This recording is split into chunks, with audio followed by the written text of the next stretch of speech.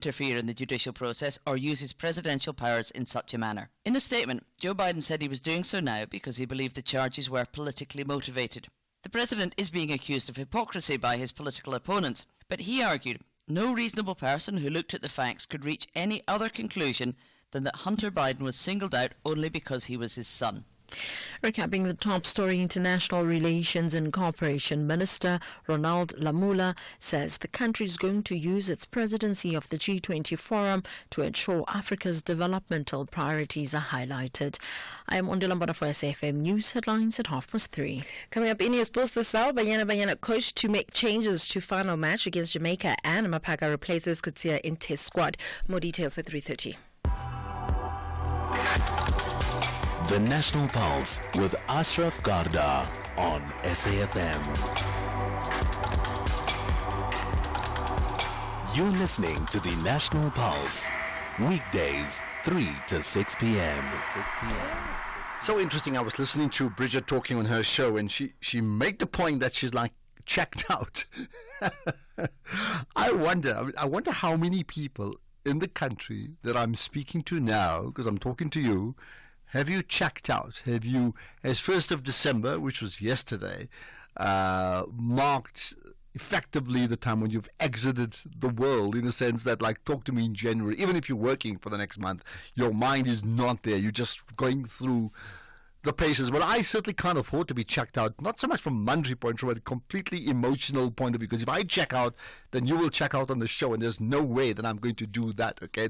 But it's an interesting thought. I mean, if you have checked out, then I want to know, if you're like Bridget, then I want to know how, in fact, how do you uncheck yourself when you checked out? Because you do need to pick up the pieces. For many people, they still have to do some important issues. How do you manage that when your mind says check out? Okay, or your body says check out. Well, this is the National Pulse. My name is Ashraf Garda. Wonderful as always to talk to you, and looking forward to the next 3 hours of us checking in with each other as opposed to checking out with each other. To call in onto that question that we always ask you, what for you moves the National Pulse? Just think about that. What moves the National Pulse today? 086 000 2032. And then to WhatsApp, you have the WhatsApp text or voice note possibilities, 0614 104 107.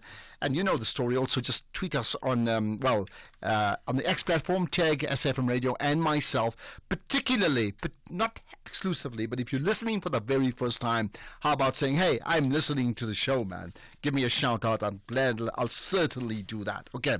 Well, let's get to some of the biggest issues. And when we say what moves the National Pulse, it's got to be the story of the South African Communist Party. Now, we've been talking about them at length for the better part of the last 2-3 months, post, of course, the May 29 election, and then the formation of the Government of National Unity, where there's not one day that we've spoken to the leadership of the SACP where they've indicated at any stage that they've been in agreement with the GNU. There has been cases of who said, he said, she said, and I know the ANC itself is saying different things about it. Actually, they've even provided names for people to be part of the cabinet itself, right? In the meantime, let's do this. Let's talk about that and what that means. So we'll chat to Ntebo Mokobo right after this. You are listening to the National Pulse with Ashraf Garda. Okay, so having not supported in any form a type of national GNU all this time, you wonder what was going to happen next. Well, what happens next now is the SACP confirming that it will contest the upcoming 2026 local government elections independently. That means on their own. Now, clearly, that means a lot of different things, isn't it? Let's find out from Ntebo Mokobo, the SABC News reporter who's been covering that story. Ntebo, appreciate your time here on the National Pulse.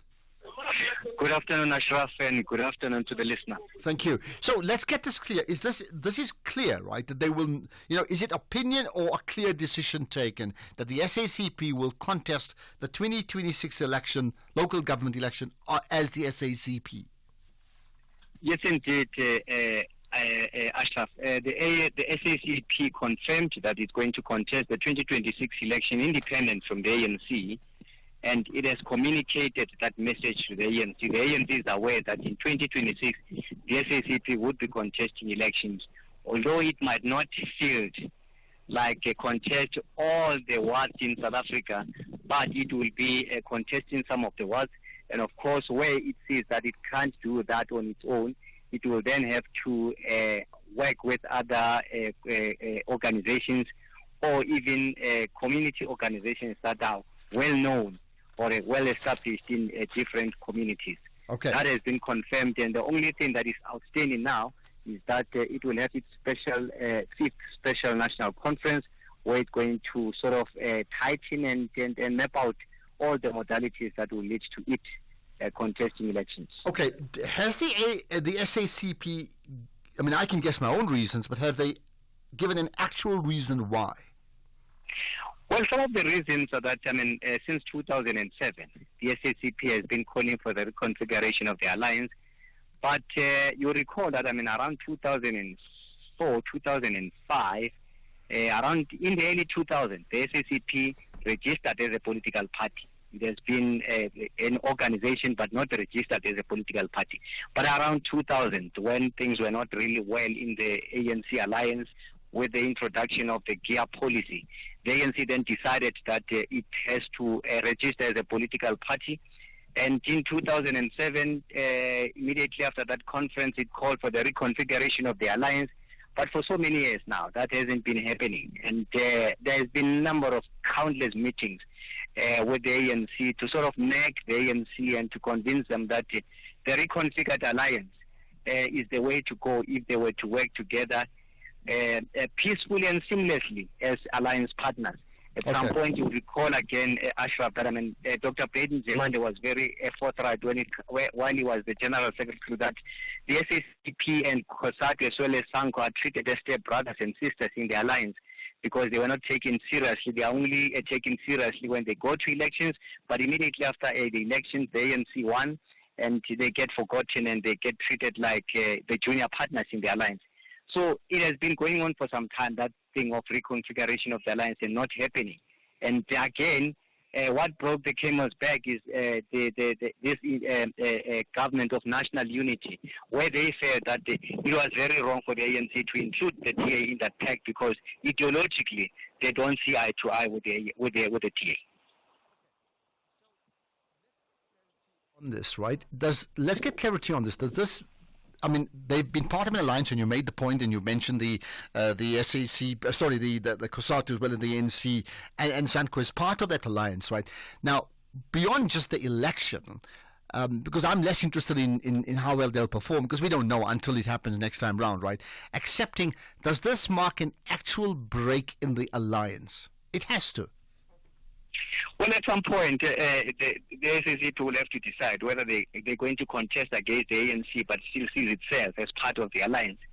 So you would recall that, they are going to have a bilateral again sometime in January. It would be after the ANC's National Executive Committee, because the ANC will have its own National Executive Committee to prepare for the January 8th statement.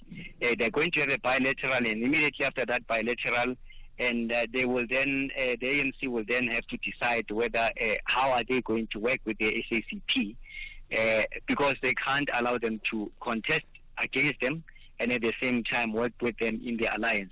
They will have to decide if they were to contest a what. If they still see themselves as alliance partners, then one will have to step back and allow the other to contest and support each other. But if they're going to divide the votes, that is going to be a problem, and I don't think the ANC will really allow that to happen. So there's going to be a serious bilateral sometime next year, and of course that would be followed by the Alliance Political Council, where again they will be coming together to decide how are they going to relate going forward.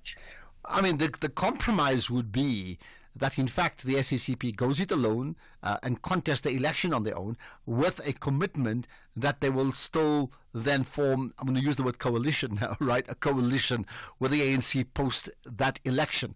But that in many ways, doesn't make much sense, because what it will do, it could well show up the SACP and its weaknesses if it doesn't perform well on its own, doesn't it? But what they say that sometimes in localities where they feel or where they can really say that with empirical evidence that the ANC has lost legitimacy, they prefer that maybe they field their own candidates, because they know very well that in this locality the ANC won't win elections. So they would rather want to contest them, and when they, after the contestation of that elections, then they bring everything into one bag and see how they can work. But that has happened in Metsimaholo, you recall, I think in 2017, where the ANC contested Metsimaholo, the SACP contested in Metsimaholo. One of the reasons was that, the ANC there, it was very clear that the ANC won't win, and that's when they decided to contest. So one of the reasons is that they want the ANC to contest. They want to contest, and when they feel that the ANC there's no prospects for the ANC to really win that one, then they would contest. Although, I have to say, that can't be its primary motive, to say, come in and actually prop up the ANC where the ANC can't win on their own. So you have this alliance in a way that, for example, historically the UDF did that when the ANC were banned. They played a significant role in the country, right? The primary reason, the way I understand it, that they would contest on their own is in fact not to get the ANC votes or get votes on behalf of the ANC, but it's because there are fundamental shifts in how the two parties see each other vis-a-vis the GNU, and it's been well documented. Well, the only one thing that sets them apart is this GNU. You recall that the alliance, the reconfiguration of the alliance, it has been on the table for some time, and at some point the ANC committed. But the one thing that broke everything is this GNU pact with the DA, and that GNU pact. They tried to get a hearing from the ANC, but it seems they talk passing each other as opposed to seeing themselves and trying to resolve things as alliance partners. So they feel that, in fact, the ANC would rather listen to the DA than to listen to them as alliance partners. They even said that, the SACP, the ANC, they went to elections, and they were all fine when they were going to elections campaigning. But after campaigning, the ANC gave the DA a number of portfolios. And giving them those portfolios, it wasn't even canvassed within the alliance. The ANC just decided on its own, and they were not even part of the statement of intent of the GNU. So they say that on its own clearly shows that, they only matter in this alliance when it's election time as opposed to after the elections. Okay, so having said that, in the context of what we've spoken about earlier on this, there are clear shifts, and we know that, right? How do you expect the ANC to respond, and part of that is, have they responded? Have they said anything already? Well, we at some point we managed to speak to the Secretary General of the ANC. But what the sense I got from him is that they are aware that the ANC and the SACP is going to contest elections. But they were told after the bilateral. But that was not the final bilateral meeting that they had with the SACP. So what they're waiting for is that they're waiting for the SACP in the second bilateral, because the meeting was a bit long. It took almost half a day. But the SACP maintains that nothing really came out of that deliberations, because they feel that they should have gone into the nitty-gritties of their concern within the alliance. They should have discussed at length what really irritates them with the alliance or the conduct of the ANC in this alliance. But it seems there was no time, and they feel that more time is needed for them to thresh out their differences. Maybe they can find each other. But there is one thing that they are prepared not to compromise on. They are very unyielding and steadfast, is that they're not going to work with the DA. The DA is very clear they're diametrically opposed with them ideologically so. Okay. Well, and maybe just the last thing very, very quickly then. Would you say that as the GNU strengthens, and that word is debatable, I know, right? It would, this marks the first significant crack of the edifice of the alliance, to a point where in 2 years' time we will be talking about the alliance in the past tense. Yeah, well, if the GNU strengthens, then it means the people of South Africa would want to see the GNU continue, but it will be to the detriment of the ANC, because if the ANC, if that GNU is successful, if you're going to vote in 2029, what are you going to vote for? You're going to vote for the GNU. There is nothing like the GNU. This is a pact of, a coming together of 10 political parties. So you will have to decide And people would say, that's the question that we normally pose to ANC bigwigs, that how are they going to discern that, how people are going to discern, I mean, whether the ANC has worked over the past, in these 5 years, in this term. How are people going to tell that the ANC has worked in these 5 years? Because they would be seeing the ANC that has worked under the GNU, and then people would be saying, in fact, we want the GNU more than the ANC in power. So that on its own will be detrimental to the ANC. Okay. That's one thing that the ANC and the SACP, I mean the SACP and COSATU are saying. Well, I tell you what, let's leave it at that. All I can say is, who wants to be the president of the ANC right now, or the Secretary General? There's some serious decisions they have to be make, and they can't avoid it. Ntebo Mokobo, thank you for your time, the SABC News reporter. Here's a question to you, right? So you know now the SACP are going to go it alone in the upcoming local government election. What is your one word? Upon hearing about this, what's your one word for the SACP? Just one word for the SACP. Give it to me. You can WhatsApp 0614 104 107. Quick text message is great, but voice notes are welcome as well. Right, we'll talk about Joe Biden. Remember, he's in Angola. We'll talk about him next. Get ready to win big this holiday season with SAFM. Text Christmas to 41391 to stand a chance to win one of 12 amazing mystery prizes. SMS lines open on the 29th of November and close on the 24th of December 2024. Winners will be announced between the 26th and the 31st of December. Each SMS costs R1.50, so hurry up and send your entries now. Terms and conditions apply. Get into the festive spirit and win big with SAFM this Christmas. The Market Update, Monday to Thursday, 6 to 7 p.m. Want to stay ahead of the financial game? Join us tonight from 6 to 7 p.m. for an insightful journey through the day's market developments, financial updates, and investment news. Tune in for your daily dose of financial intelligence as we navigate the twists and turns of the financial landscape with expert insights. Only on the SAFM Market Update. SAFM Market Update with Jimmy Muyaha. The National Pulse with Ashraf Garda. Weekdays, 3 to 6 p.m. Okay, what's your one word to describe the SACP in the light of the news now that they will contest the next election, the local government election, on their own as not part of the ANC? Think about that. Let's talk about another issue as part of the Global Watch feature. Joe Biden, the outgoing now U.S. president, is on a 3-day trip to Angola. And this trip comes right at the very end of his presidential term. We know that, right? It's also aimed at promoting the Lobito Corridor development in Zambia, Congo, and Angola, which, certainly many people view it as part of a U.S. attempt to counter China's influence on the continent. Is that the case? Is it spot on? Is it a case of too little, too late? Let's get the thoughts of Professor Gilbert Kadiakhala, who's the Emeritus Professor of International Relations at the Wits University. Prof. Kadiakhala, appreciate your time and thanks for connecting on the National Pulse. Yeah, thank you very much for the invitation. Thank you. Right, so you've heard the intro. Do you think this is the case that, in fact, it's a case of the U.S. In the last throes of the Biden administration trying to cement a relationship that has an impact beyond just the next few weeks that will assist the U.S. in this push for the scrambling for certain bits of power that maybe the U.S. and the Chinese are involved in? Yeah, the Lobito Corridor is a significant player in transporting critical minerals, particularly copper and cobalt, to global markets. But the Chinese over the years have dominated cobalt and copper from the DRC and from Zambia. So the U.S. has just moved in since about 2 years ago to build the Lobito Corridor.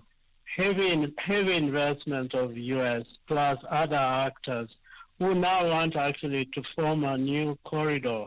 Not particularly new, it was there, but it was very old, to transport these minerals through Angola, that port of Lobito, where Biden is going to visit, to begin actually to divert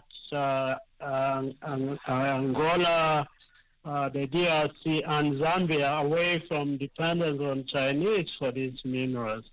and then push them back to the U.S. So that corridor is important, and the Chinese are worried that corridor is going to significantly shift these minerals into American and Western hands. So I can see why Biden will be there in Angola, and also he's reciprocating. The president of Angola visited Washington last November, and so it's important that I think on his swan song, or his swan visit, so to speak, go to Angola, because he had also promised that he was going to do an Africa visit, and so this is the last one. And but the Lobito is certainly the key motive for this trip. Okay, and I mean, in terms of this Lobito being the key motive, does it need to physically be a meaning? Are they in a process of negotiation, or is it a done deal and it's simply, ribbon cutting ceremony? Where are we at with regard to the corridor? No, the corridor, what happened is that the U.S. and the African Development Bank, African Export Bank, and the other actors, the EU, they have already poured money into the rehabilitation of the railway and the road network that goes through Lobito, from Angola and from the DRC and Zambia. So that's already done. I mean, the rehabilitation is ongoing. The question is how fast enough is it going to divert China's mineral exports from that region? But those efforts are going alongside the determination by the U.S. to woo these countries in the Great Lakes and Southern Africa away from the Chinese, particularly in the strategic minerals. Yeah. So the process is ongoing. Yes. Okay, so from an Angolan point of view, specifically Angola, right? We made the point. I mean, I'm going back to what happened at the Berlin Declaration, and this grab for Africa. So in this case, if it's an economic grab, and let's say the Chinese and the Americans are vying for this economic influence and willing to invest in infrastructure to do just that, right? How can the Angolans turn this around and leverage it in such a way that they understand there are two parties chasing after them, and they can ensure that instead of them being victims, as some may suggest, that they absolutely get the best deal for themselves? Unfortunately, there is not much of a Pan-African agenda in the Lobito corridor. I think it is repeating all the mistakes that Africa has made during colonialism. This is a corridor that is primarily to export strategic and critical minerals to the Western markets. Very little input by Africans in what is going to happen there. Although now they are saying they may use some of this money to develop, projects along the corridor that would be for poverty reduction and so on. But that's a really minute part of the overall objective of developing these rail and railway networks through Lobito. So lastly, in the light of what you just said now, what then do you think will be the end goal? That means when we talk about this position in 5 years' time, what would we likely say about the significance of the corridor? I think in the next 10 or so years, the corridor would be the biggest place where the fight will be occurring, particularly between the Chinese and the Americans. If the Trump administration continues this advance of American interest in that region, who knows?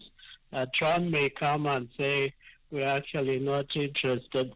But I see him pushing the anti-China agenda, and therefore this corridor is going to turn out to be one of those strategic places for the scramble of Africa's minerals.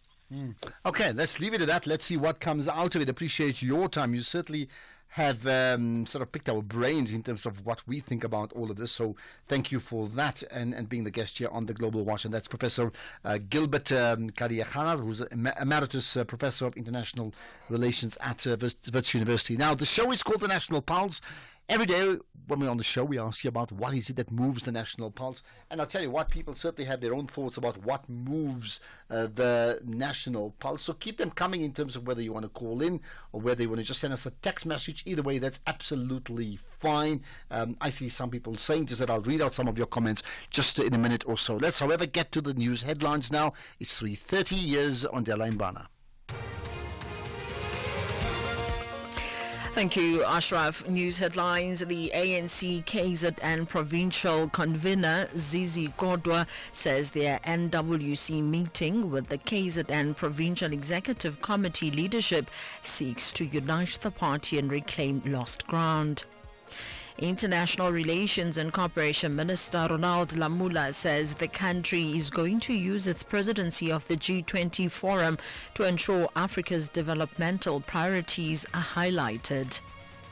And German Chancellor Olaf Scholz has promised Ukraine military equipment worth nearly $700 million during a surprise visit to Kyiv. A full update follows at the top of the hour. SAFM, guiding you through the rush hour traffic. Good afternoon. Starting off in Gauteng, the M2 eastbound has a crash reported at Denver. The M2 westbound queuing between Crown Interchange and Main Reef Road. In KZN, the N2 southbound in Prospection, a crash reported near Dickens Road, and Umgeni Road westbound is slow moving through Springfield Park. In Cape Town, the N7 Jakes Hadwell Drive southbound in Epping has the left lane closed between Beaufort Circle and Jakkelsvlei Road due to road surface repair works. And Batencroft Street outbound, slow moving towards the elevated freeway. With your traffic update, I'm Irma G. This is SAFM Sports with Tumin Khapele. I asked everybody over the weekend, so how was your weekend? And I see many people saying, good, Liverpool won, bad, Pirates lost, and that sort of thing, okay? How was your weekend? It was good. It was good, regardless of what team won or lost. You're not saying a word, okay. Go ahead. All right, then, a very good afternoon to you, Ashraf, and our listeners. Well, Banyana coach Israela says that she will make changes in the international friendly against Jamaica tomorrow morning in Montego Bay in an effort to test more players. South Africa lost 3-0 in the first encounter on Saturday, marking their third defeat in a row. Remember, the African champions are using the games to prepare for the CAF Women's Africa Cup of Nations in July next year. We said we wanted to give everyone a chance, and that is the process, you know, when you are coming, and unfortunately you're playing against a tough opponent like Jamaica, but that is the process where you want to give opportunities to players to test them at this level, because you cannot bring them with and not test them, you know, so we're hoping to give more players an opportunity, but obviously the game dictates that as well, but it's important that we come away with from this game, having looked at as many players as we can to be able to now go forward into the new year and say, do we need to add more? Do we need to have a look at a few more players? Because there are many players out there, but you cannot select everyone at the same time. Meanwhile, with the Orlando Pirates competing in 5 competitions this season, head coach Jose Rivero believes that it's too early to worry about being knocked off the top of the league standings. Pirates lost 1-0 to Stellenbosch FC, who ended the Buccaneers' 7-game unbeaten run. And Rivero says that there's still a lot of football left to be played and expects this season's league race to be tighter than in previous years. We have the same amount of points, exactly the same. We lost today, they lost against Polokwane City a few weeks ago. We have the same amount of points, so we have to run our race, that's it. We play against Stellenbosch today, we didn't play against Mamelodi Sundowns. We are competing against Sundowns, against Stellenbosch, against Kaiser Chiefs, against Arrows, against everyone. It's 3 points every game. And yeah, it's only 8. I know that we are in December, we should have maybe 15 or 20 games already playing the league. That's why you are a little bit anxious to with this question, but it's only 8. That's the truth. Some other teams, not even 8. So it's still so early. There's going to be teams that you don't see, you are not looking at them right now that will finish in the top 3, 100%, or in the top 4. They're coming. So still a lot of things to say in this competition. Absolutely agree with Coach Rivero on this one, that, you know, we're going to see some clubs that perhaps we didn't expect to be in the top three.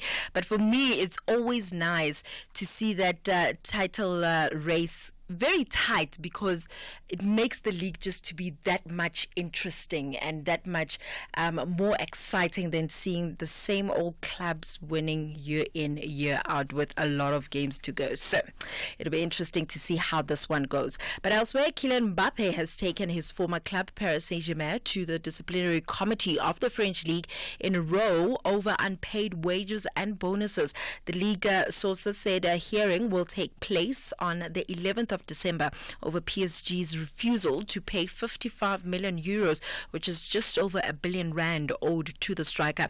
PSG were ordered by the LFP to pay Mbappe the sum owed from his time at Parc des Princes, but said in October that they would refuse to do so on the basis that the player had agreed in August 2023 to waive the money. Then in cricket, bowling sensation Kwena Mapaka has earned his first Proteas Test call-up, replacing Gerald Coetzee, who is ruled out due to a groin injury. Coetzee will not only miss the second Test against Sri Lanka, but is also not available for the series against Pakistan. Now, for Mapaka, the call-up is the cherry on top for a beautiful 2024. He earned his first senior international cap in the T20 series against the West Indies, and then made his India Premier League debut while still studying for matric.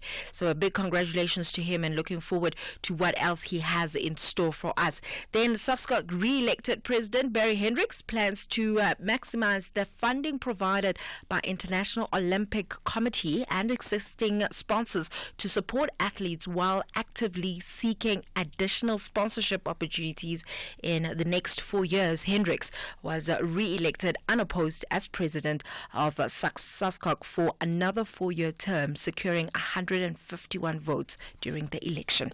On the note, it is a wrap from my side for now. Tell you what, all I can say is if Mbappe, well, he missed a penalty the other day. If this continues, you could get Real Madrid taking him to a disciplinary hearing. Don't you think so? As far as the Bafana team is concerned, maybe that's another whole conversation just now, isn't it? They won the money. Later on, 1 hour. Right. Constipation got you down? Progast Colon Cleanse is here to help. With unique blends and detoxifying agents, experience relief from occasional constipation, IBS-C, and digestive block-ups. Trusted by nurses, pharmacists, and recommended by doctors. Ask for Progast Colon Cleanse today. If it doesn't say Progast, it's not the genuine product. Available at leading pharmacies nationwide. Progast, the professional's choice. At Buco, we know that every successful building project starts with quality and ends with pride. From small contractors to big builders, we're here to ensure that you have the tools, materials, and support to do the job right the first time. With Buco, you're never building alone. We are right here, ready to make your project a lasting success, from the foundation to paint. For every step and every build, begin with Buco. Buco. Okay, it's the holidays, right? But you can wrap up the year with a big savings. Get low-cost insurance designed for older cars particularly. And that could well apply to many people, because people just tend to hold on to cars longer, right? So with OutSurance, essential accident claims are paid in cash, so you can choose the panel beater you want to use wherever you are this December. You can add motor warranty, which covers you for mechanical or electrical breakdowns, and then get savings with OutSurance Essential for unfinanced cars older than 5 years and valued at less than 130,000 rands. SMS CAR to 43187. That's CAR to 43187. Licensed insurer and FSP. T's and C's and further information online. Ashraf Garda on SAFM. Okay, so the numbers are frightening.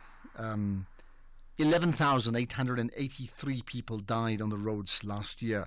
That's during the festive season only. So as we now embark on the new festive season, I go back to just even last week, actually, that I've actually mentioned him. I mean, Imran Venka and his daughter passing away. And, he held a senior position in the auditing space, very, very much so, right? On the one hand. And we'll talk about that just now, certainly, because it's a very important issue. But let's do this first things first. Let's talk about the issue around Donald Trump and what he said or what he implied and what we make of that, right? So, there's been reports, well, certainly Donald Trump in particular has tweeted via, his Twitter account, saying that if the BRICS countries effectively go about creating, let's call it a BRICS dollar or a BRICS currency at the expense of a dollar, well, that's fine, but then rest assured, he will impose a 100% tariff on any imports from the USA into those countries. Now, there's been a response from others, but there's certainly been a significant response from South Africa's Department of International Relations. So let's chat about that to Crispin Peary, who's the spokesperson for DIRCO's Minister Ronald Lamola. Crispin, appreciate your time. Thanks for connecting to the National Pulse. Thank you for having me. We've just concluded a binational commission with Nigeria. So if you hear a bit of noise background, that's the reason for that. And I almost thought you were going to say we've just had Donald Trump on the line and he's withdrawing his tweet. That's not the case. Okay, first things first. We saw the tweet. So a tweet is like a public press conference these days, right? What do you say to that tweet? Because it's threatening. It's clearly very threatening. Well, I think, it can be noted. And that's a statement that has been made. But we prefer to engage diplomatically through the diplomatic channels, and where we will be able to clarify certain aspects about our foreign policy, our trade decisions to our counterparts, which of course the U.S. is one of. We will be willing to do so should the opportunity arise. But what is important in public discourse, it's one thing for someone to say something, but when it gets repeated ad nauseum by everyone concerned, then that's where one should be concerned. And that's where the tweet that I had also put out came in to say, there's this conception, and it's not quite clear where it comes from, that there's something called a BRICS currency, or there's work being done towards a BRICS currency. And nothing could be further from the truth. In fact, even President Putin is on the record himself saying that, there's no such thing as a BRICS currency at the moment. And not even in the near future. If you look at our declarations from BRICS or BRICS declarations, you will not find the word BRICS currency or even de-dollarization, as some people have framed the discussion. It's actually a discussion that says, as BRICS nations, we should be able to trade with each other in our own local currency. And that's been the discussion. And, Minister Kodongwan, who leads the finance track, for South Africa in developmental platforms, has also been on the record to say this idea of a BRICS currency, I don't know where it comes from, but that's definitely not what we are busy about in forums such as BRICS. And he's even gone as far as given an example, for example, to say our neighbors next door, Botswana, we trade with them in local currencies. We pay them in rands, they pay us in pula, and we move on with trade. So that's really what it is, and it's the country's sovereign right to ensure that it trades with its own currency, and I think that's something that we will stand by, and that's something we'll continually pursue as we get more trade partners on a number of issues. Okay, well, you see, your last point is telling. It's a country's sovereign right to trade in its own currency. So be that as it may, there's no way Donald Trump will tweet what he did without being very clear that he wants to send a message. So whether it's been upfront, whether it's been tabled at meetings, or whether it's been whispered in behind closed doors, he knows there's been talk around a form of a BRICS currency. And he wants to nip it in the bud before it happens. And he's using the 100% tariff to threaten that. I mean, that's the real story, not about who's misquoting anybody else. No, I think the starting point is there such a thing to begin with? And there isn't. So it's not wise for us to have a discussion on a hypothetical. There is no such thing. There's no BRICS document that has ever referred to a BRICS currency. But what has been in the media, in fact, that's why I say misreporting, has led to this notion of there being a BRICS currency. You would recall just on the eve of our Johannesburg conference, when South Africa was having the BRICS presidency, there was huge debates around and discussions around this BRICS currency or de-dollarization. Lo and behold, the declaration document doesn't make a single mention of a BRICS currency. And that's the point, to say that, well, it's not clear where this idea comes from. But it definitely is not contained in BRICS documents. It definitely doesn't come from BRICS nations. Okay, so two things out of that. What is being discussed, if not a BRICS currency, I think what's come through, whether it's from your tweet or Clayson's tweet, and I'm getting mixed up, or who said what, right, that there may be something, a type of internal currency just for those countries, like, you're part of a membership. I'm just thinking of a type of vitality within those countries. I mean, is that being put on the agenda? Is that being discussed? No, not at all. It's us trading with each other in our own local currencies and enabling our payment system to facilitate that. And that's really what it is. Like I said, with the example with Botswana, for example, no one will come and say, why are you and Botswana paying each other in rands and pula? But that's how our systems have been configured, and that's how we are able to do so. So okay. Expanding that to other countries that we trade with, who are within the family of BRICS nations, is something that. Okay, I get that. So South Africa trades with, say, Saudi Arabia now, and unlike trading, there's no BRICS currency, but unlike trading in dollars, which would be the common form of trade up to now, you would want to trade in rands and reals. Is that what you're saying? I couldn't say it better than that. Okay, but then Trump, you see, whichever way we take it, he doesn't have to have a title called, new BRICS currency. The new BRICS currency would actually be de-dollarization. That's the BRICS currency. If you get what I'm saying. No, it's not. It's us trading in our own currencies. What happens if we trade with the dollar elsewhere? By the way, the BRICS Bank itself uses the dollar. So this term de-dollarization, it's also a misnomer, because if you look at the BRICS Bank, the number of investments that speak to about 96 investment projects across BRICS nations is valued at $30 billion, and it's actually given to some countries to some extent in the dollar terms, in the dollar denomination. So it's really a non-starter of a notion. Okay, but I mean, I do look. So Crispin, I understand that part. I understand what you're saying. I'm saying to you, leaving aside what we call currency by their name, right? Donald Trump would be concerned that they would be using, that these countries that we refer to would be using less dollars to trade in. So whether they're going pulas or rands or reals or whatever it is, right, or a BRICS dollar for one type, what concerns him is that you're going to use less of his dollars, and that is a concern for him enough for him to want to make a threat. What we are doing now, you and I, we literally now interpreting what President Trump has put. I read it as he said it. I'm not going to sit here and play an interpretive exercise.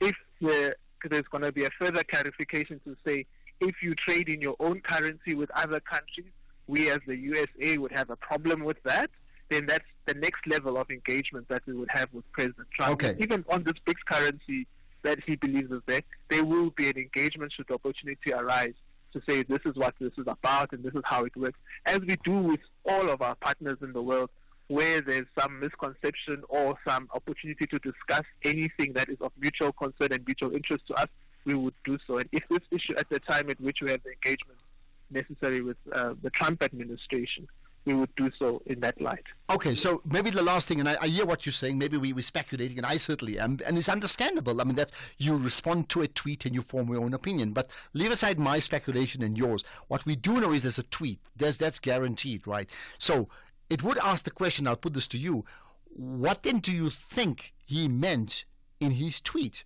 That's an actual question he tweeted about your country, besides other countries. What do you think he meant in that tweet? And number two, instead of waiting for his next tweet, would the Minister of International Relations, Ronald Lamola, would he be on the phone with Donald Trump? Or we have a new ambassador, once again, to the USA. Would that be happening, where there'll be a quick call and waiting for clarification so that we cut out all the any vagueness in this conversation? We don't think that there's a need for that as yet. As you would know, the current administration, President Biden, is still in place, so President Trump-elect will come in. And like I say, when the opportunity arises, we will have that engagement, if it's still on the table at all in any way. But in the world of diplomacy, we don't speak for other nations, they speak for themselves. And maybe they charge their affairs, because the U.S. don't have an ambassador now, from the USA could be given an opportunity on SAFM to speak for the US government, to say, no, this is actually possibly what the president-elect meant, but it won't come from another foreign state explaining. Okay. Well, From another it's been fascinating talking to you as always, and I'm sure we'll have further conversations about that issue, the BRICS currency, whichever way we want to talk about it in the new year, right? Crispin Peary, thank you for giving up your time, most appreciated. Spokesperson for international relations, that's DIRCO, the minister there, Ronald Lamola. What do you make of that conversation as part of the National Pulse? The English are targeting a magnificent day on the pitch, but the Proteas want to send a strong reminder that the Diamond Oval is their home ground. What is summer without cricket? This is the One Day International Series, where summer cricket comes alive. Catch the exhilarating women's first ODI contest, South Africa versus England, this Wednesday 4 December at 13:14. Live at your fingertips on SABC Plus and Radio 2000, with reports on various SABC radio stations. Proudly brought to you by SABC Sport. For the love of the game.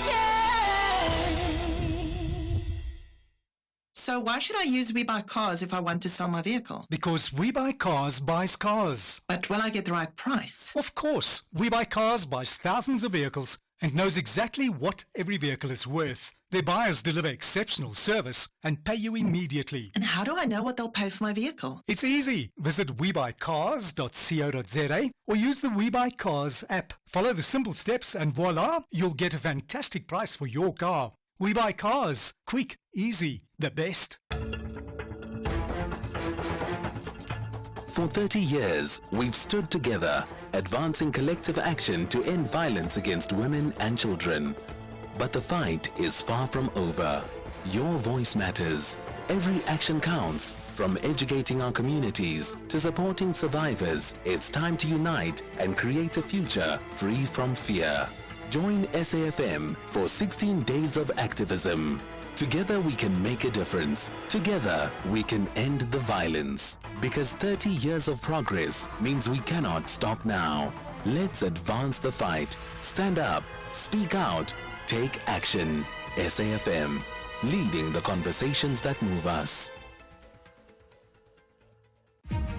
The SAFM Playwriting Competition is back. After receiving hundreds of entries last year from South African writers of different ages and ethnic groups sharing their stories, now the time is yours. It's your story. You decide. SAFM invites all writers to explore the medium of sound, the theatre of the mind, and to create a 1-hour radio play in English. Get writing now and submit your play before the 3rd of February 2025 for a chance to win one of 3 large cash prizes. For more information, visit safm.co.za. SAFM, leading the conversations that move us. X at SAFM Radio and at Ashraf Garda.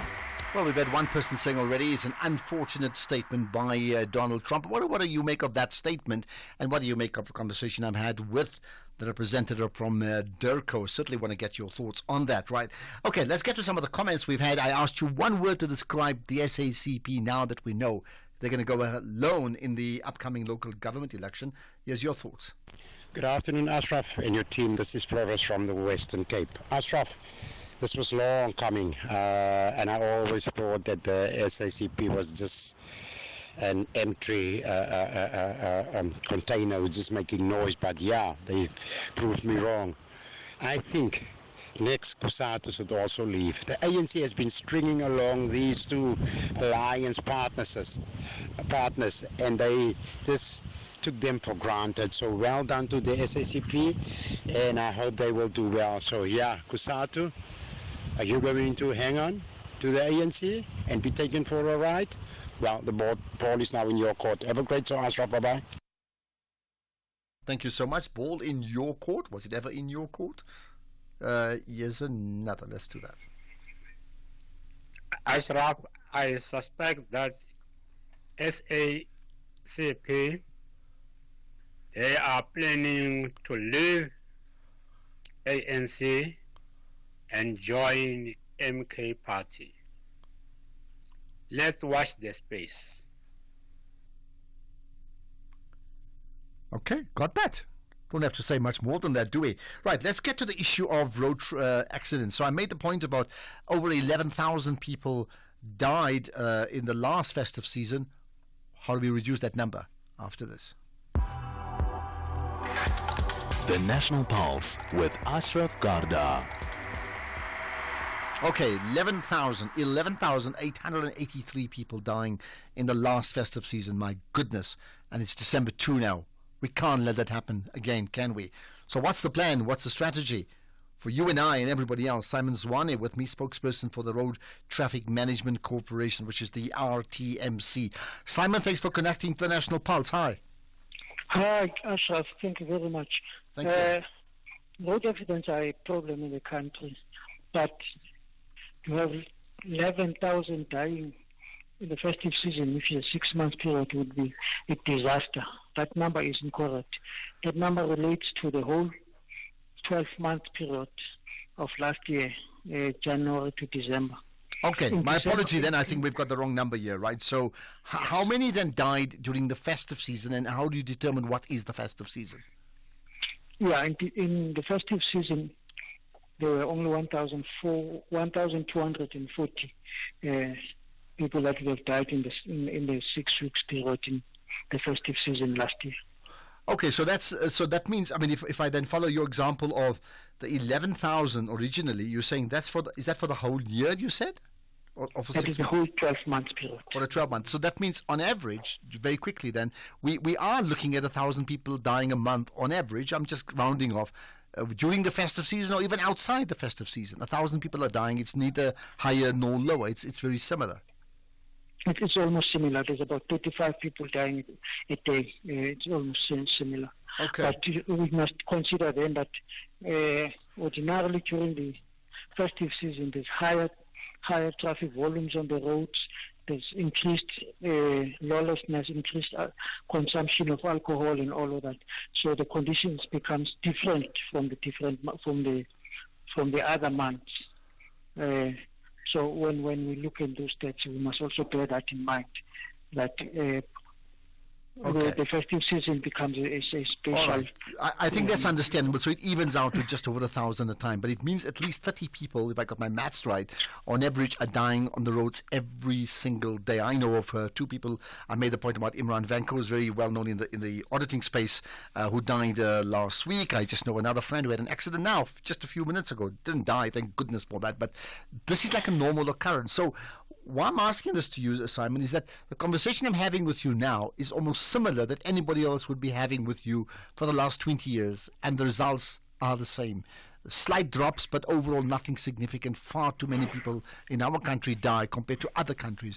Why do you think that's the case? Yeah, I think the conversation is slightly different. Because if you consider that in about 2010, we had about 14,000 people dying a year, and that has come down to the 11,000. So we are seeing a 14% increase. We're not celebrating it because we should be much, much lower than that. But there is gradual decrease in the number of people dying on the road. When I particularly joined here, there was a big problem of passengers who were constituting a high number of people who were dying. And because of the engagements we had with the bus companies and taxi operators, we've seen over the period a decrease in the number of passengers dying, but we're now seeing an increase in the number of pedestrians who are dying on the roads, which is an issue that now we must grapple with. So therefore, in terms of your road safety campaign now, I understand the point about the gradual decline, but what needs to happen now? How do we effect a dramatic change, and where do you think the problem is in the first place? The problem in the first place is that we tend to think that government can do everything, and therefore citizens that we're not taking personal responsibility for our own safety on the roads. That is why you see that human factors constitute about close to 90% of the causes of the crashes. So at an individual level, we're not taking responsibility.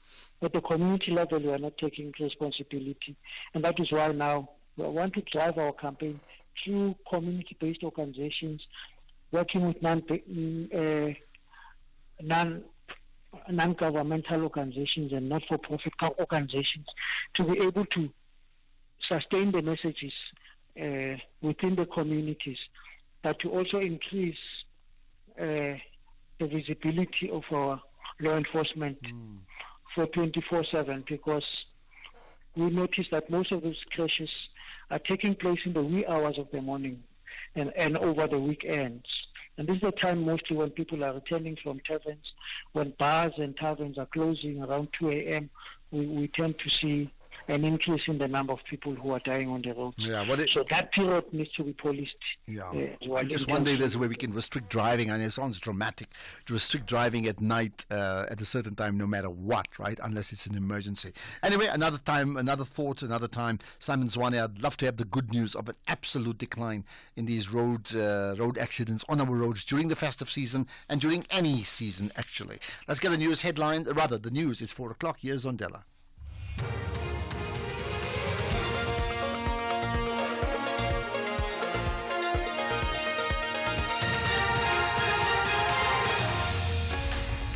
Thank you, Ashraf. Top stories at 4. Godwa hopeful the ANC's meeting in KZN will unite the party, and German Chancellor pledges millions to Ukraine.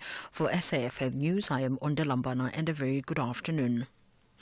The ANC KZN provincial convener Zizi Godwa says the NWC meeting with the KZN provincial executive committee leadership seeks to unite the party and reclaim lost ground. He was speaking on the sidelines of the NWC meeting with the KZN PEC leadership at the Birchwood Hotel in Boksburg. This meeting will be preceded by a meeting of the ANC Top 7 and a meeting of the NWC meeting. Godwa says the meeting is not about fault-finding and punishment, but about finding ways to unite the organization. We went to elections, and the results is now a matter of public course, what happened in KZN. But I don't think the expectations is about what needs to be done. It's about really uniting the African National Congress, about appreciating what happened throughout the country, not just in KZN. So we may disappoint you as the ANC that emerging from any meeting, it must be a meeting that unites the African National Congress, that reclaims the lost ground of the African National Congress. And I think our preoccupation really is about uniting the ANC. International Relations and Cooperation Minister Ronald Lamola says the country is going to use its presidency of the G20 Forum to ensure Africa's developmental priorities are highlighted. Lamola was speaking at the opening of the 11th session of the Binational Commission between South Africa and Nigeria underway in Cape Town. South Africa assumed presidency of the G20 Forum yesterday. It's the first time an African economy leads the G20 for a rotational one-year term. Lamola elaborates. We are concerned by the state of peace and security in some parts of our continent and globally. The world is becoming fragmented and fragile, challenging the foundations that are important for anchoring a peaceful world. Multilateralism is under threat as the temptation to resort to force is becoming a feature of interstate relations in certain regions. Our continent is also grappling with few conflicts and war situations in some regions. The Makana local municipality in Makanda in the Eastern Cape has issued a boil before use notice for water consumption. In a written statement, the local authority says this due to the discovery of E. coli in water samples that were taken. The water challenges in the town have been long-standing. The Director of Public Service Accountability Service Monitor, Jerry Cruz, says the water crisis is worsening due to maladministration.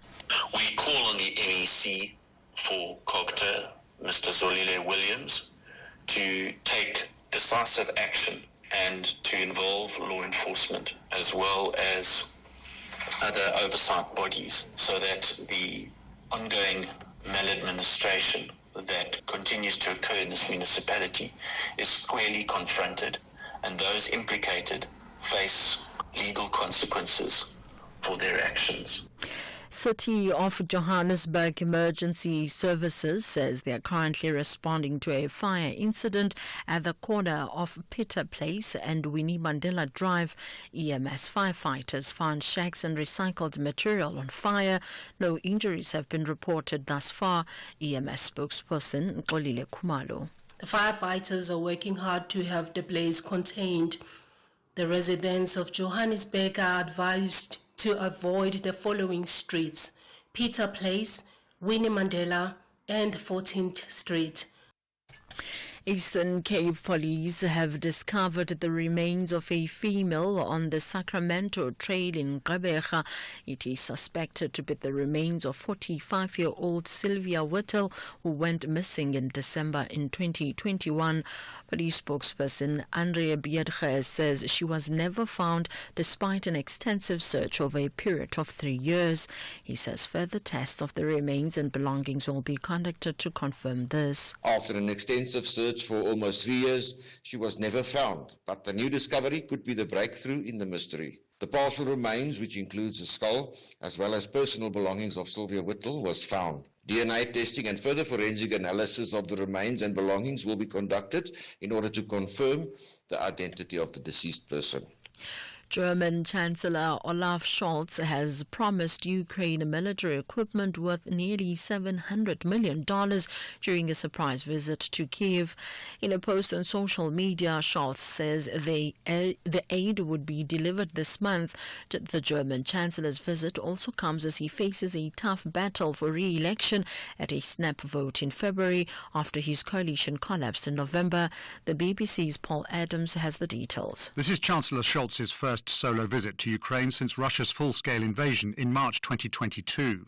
The last time he was here, in June that year, he travelled with the leaders of France and Italy. Arriving by train, as all foreign leaders do, the Chancellor said Ukraine could rely on Germany. "We say what we do," he posted on social media, "and we do what we say." He said he was bringing a fresh package of German military support worth more than €650 million. Chancellor Scholz has a mixed reputation here. After the United States, Germany is by far the largest supplier of military assistance. Recapping the top story, the ANC KZN provincial convener Zizi Kodwa says their NWC meeting with the KZN provincial executive committee leadership seeks to unite the party and reclaim lost ground. I am Ondela for SAFM News, headlines at 4:30. Coming up in your sports this hour, Bulls set to put up big defence for red-carded Gumede and Safa admits unpaid Bafana match fees, but hopes to settle soon. More details at 4:30. SAFM, guiding you through the rush hour traffic. Good afternoon. Starting off in Gauteng, the M2 westbound queuing between Crown Interchange and Main Reef Road. The M1 southbound in central Johannesburg is slow moving towards Crown Interchange, and the N1 southbound has a crash reported after Allendale Road. In KZN on the N3, there's roadworks with traffic restrictions near the Escort Ultra City services. The N2 southbound in Prospection has a crash near Dickens Road, and Umgeni Road westbound is slow moving through Springfield Park. In Cape Town, the N1 inbound has a crash near Brackenfell Boulevard. All lanes are open. The M5 southbound is slow moving towards Kromboom Road, and the M3 southbound slow moving towards Rhodes Drive. With your traffic update, I'm Irma G. Get ready to win big this holiday season with SAFM. Text Christmas to 41391 to stand a chance to win one of 12 amazing mystery prizes. SMS lines open on the 29th of November and close on the 24th of December 2024. Winners will be announced between the 26th and the 31st of December. Each SMS costs R1.50, so hurry up and send your entries now. Terms and conditions apply. Get into the festive spirit and win big with SAFM this Christmas.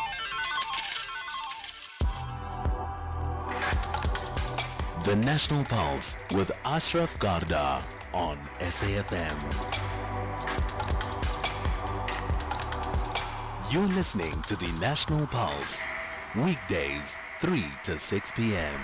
Okay, this has certainly been one of the stories of the last few months, in fact, if not just weeks, and that is regarding the miners in Stilfontein in the northwest who've been trapped underground, and as you've then heard from the minister, in fact, said leave them there, we'll smoke them out. It's been a story, right?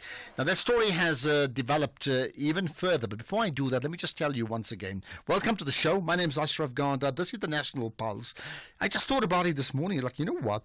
Today is it's 8 months now completed since I've been hosting the show on my return back to SAFM, hosting the National Pulse. And it's been fascinating, I can tell you now. Firstly, from a team factor, myself, Temba, Keys, and Vusani, that makes up the team. But then you're very much a part of the team. The fact that I can talk to you daily is like a huge, huge privilege. And then when we know that we are reflecting on some of the issues that moves you and I every single day at a very, very important time in our country. Remember, when the show started, it was about a month or so just before the election. And in fact, we continue in election season in many ways, as evidenced by what's happened with the SACP, isn't it? So I just want to tell you a thumbs up to you for listening, and I hope you like what we're doing. And if you have any thoughts and input, you can text me. We can't necessarily read them all out on air. You can certainly text or WhatsApp us, maybe with a voice note, but you can definitely connect with me on social media. Just follow me, Ashraf Ganda, on Facebook as well as on Twitter or Instagram or LinkedIn or TikTok. Have I left anything out? Either way, but do follow SAFM Radio. But if you ask me a question or two on my social media pages, I will try as much as I can to respond to you, but your advice is welcome too. Right, let's get to the story of the Stilfontein miners. Now, the Pretoria High Court ordered the Northwest Community Safety and Transport, MEC, Police and Mineral Resources Minister, along with several other respondents, within 2 hours of the court order being handed down, to allow community members, charitable organizations and interested parties to, and this is the key, in an orderly manner, to provide humanitarian aid, including water, food and medication, to the artisanal miners trapped underground at the shafts 10 and 11 of the Buffelsfontein gold mine. Now, one of the community leaders in the area is somebody we've chatted to before, Tembile Botman, and he talks to us now. Tembile, appreciate your time. Thanks for connecting to the National Pulse. Good afternoon. Thank you very much for having me. All right. First of all, are you surprised by that High Court order? I'm not surprised. Remember, everything that we are doing in the country must be guided by the Constitution.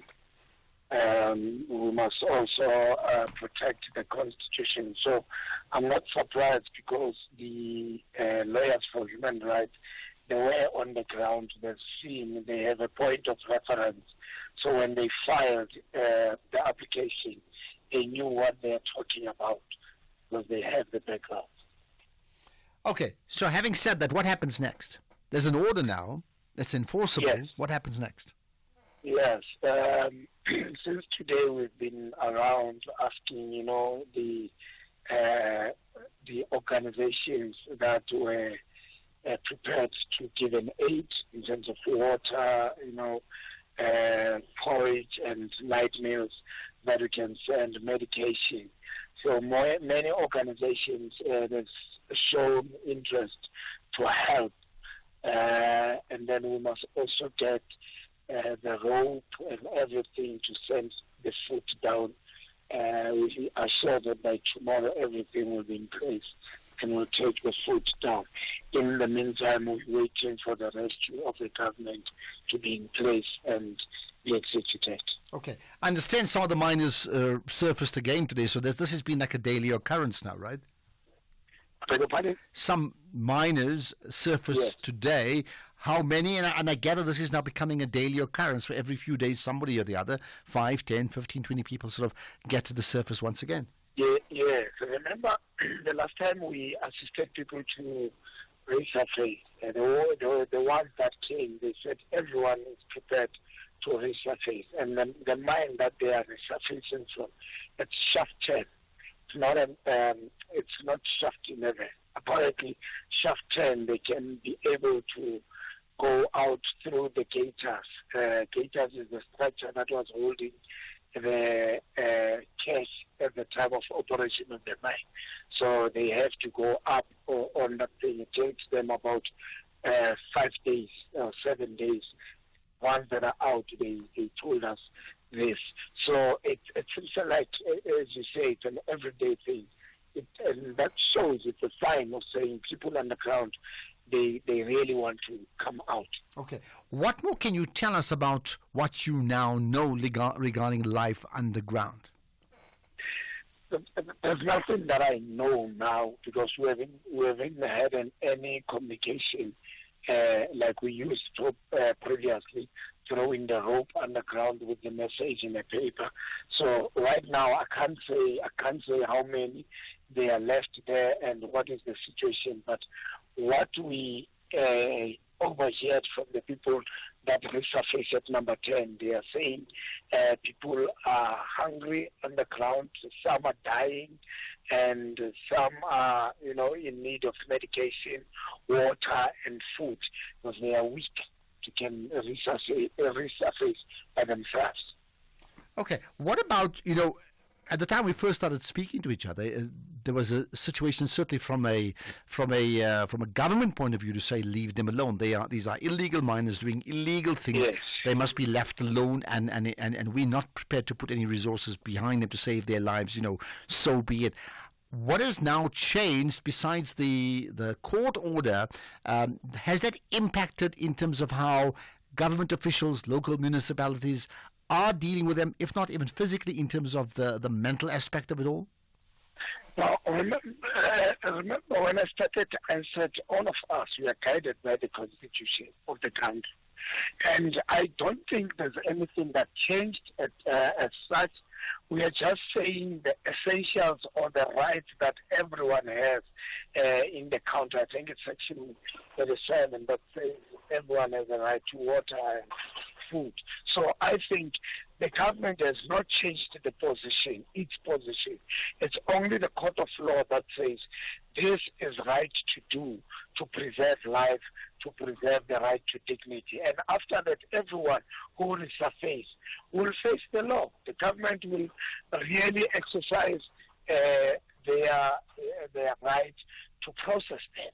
So I don't think the government has changed its position in terms of the illegality and the criminality of the situation. What we are doing now, we are enhancing the humanitarian side of the situation. Okay. Is there anything else that you'd like to add to this conversation that you think we need to be knowing? Because sometimes what we found as well is that, there's the law, there's the court orders, there's the issues of legal and illegal, but there's the reality of the lived experience of the miners and the community around it, something we've alluded to before. Is there anything else that you'd like to share? The only thing that I can share is that it's for our government to really look into this, with a sharp eye to say, how do we together solve this problem going forward?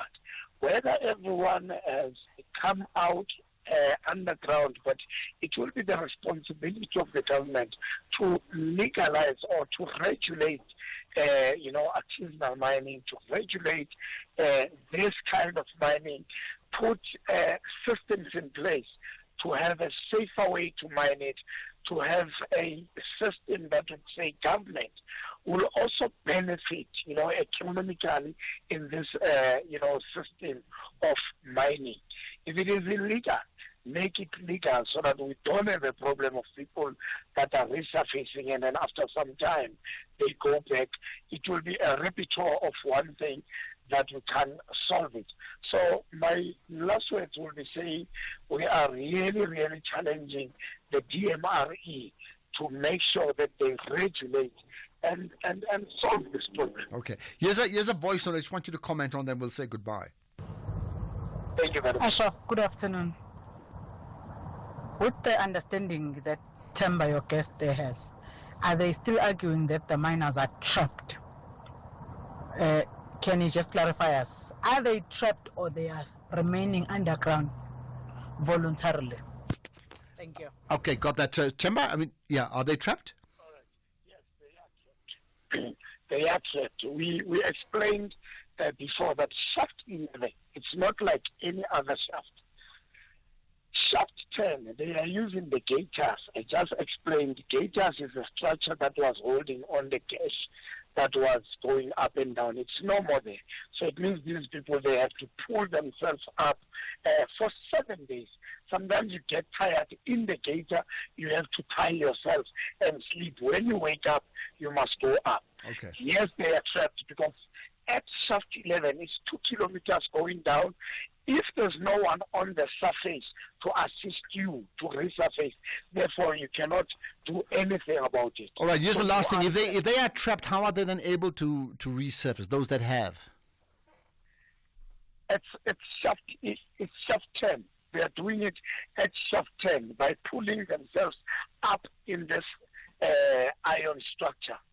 Okay. At shaft 11, there's no structure like that. It means that is why government has procured professional rescuers to build a cage, of which we are still waiting for that process to be done. Let's leave it at that. Tembile Botman, Stilfontein community leader, responding now to the news of a Pretoria High Court order that ordered the Northwest Community Safety and Transport MEC, and amongst others, to effectively aid on humanitarian grounds those that are the miners that are underground, trapped or not, whichever way you may want to interpret that. This is the National Pulse. Running your own building business? Time is money, and Buco gets that. Early morning deliveries, you'll have everything you need to hit the ground running. Buco has extended trading hours so you can grab those last-minute essentials or save even more time and order online at buco.co.za. It's quick, easy, and convenient. Visit our new Buco store in Stratham Park, corner Frida and CR Swat Drive. For every step and every build, begin with Buco. The English are targeting a magnificent day on the pitch, but the Proteas want to send a strong reminder that the Diamond Oval is their home ground. What is summer without cricket? This is the One Day International Series, where summer cricket comes alive.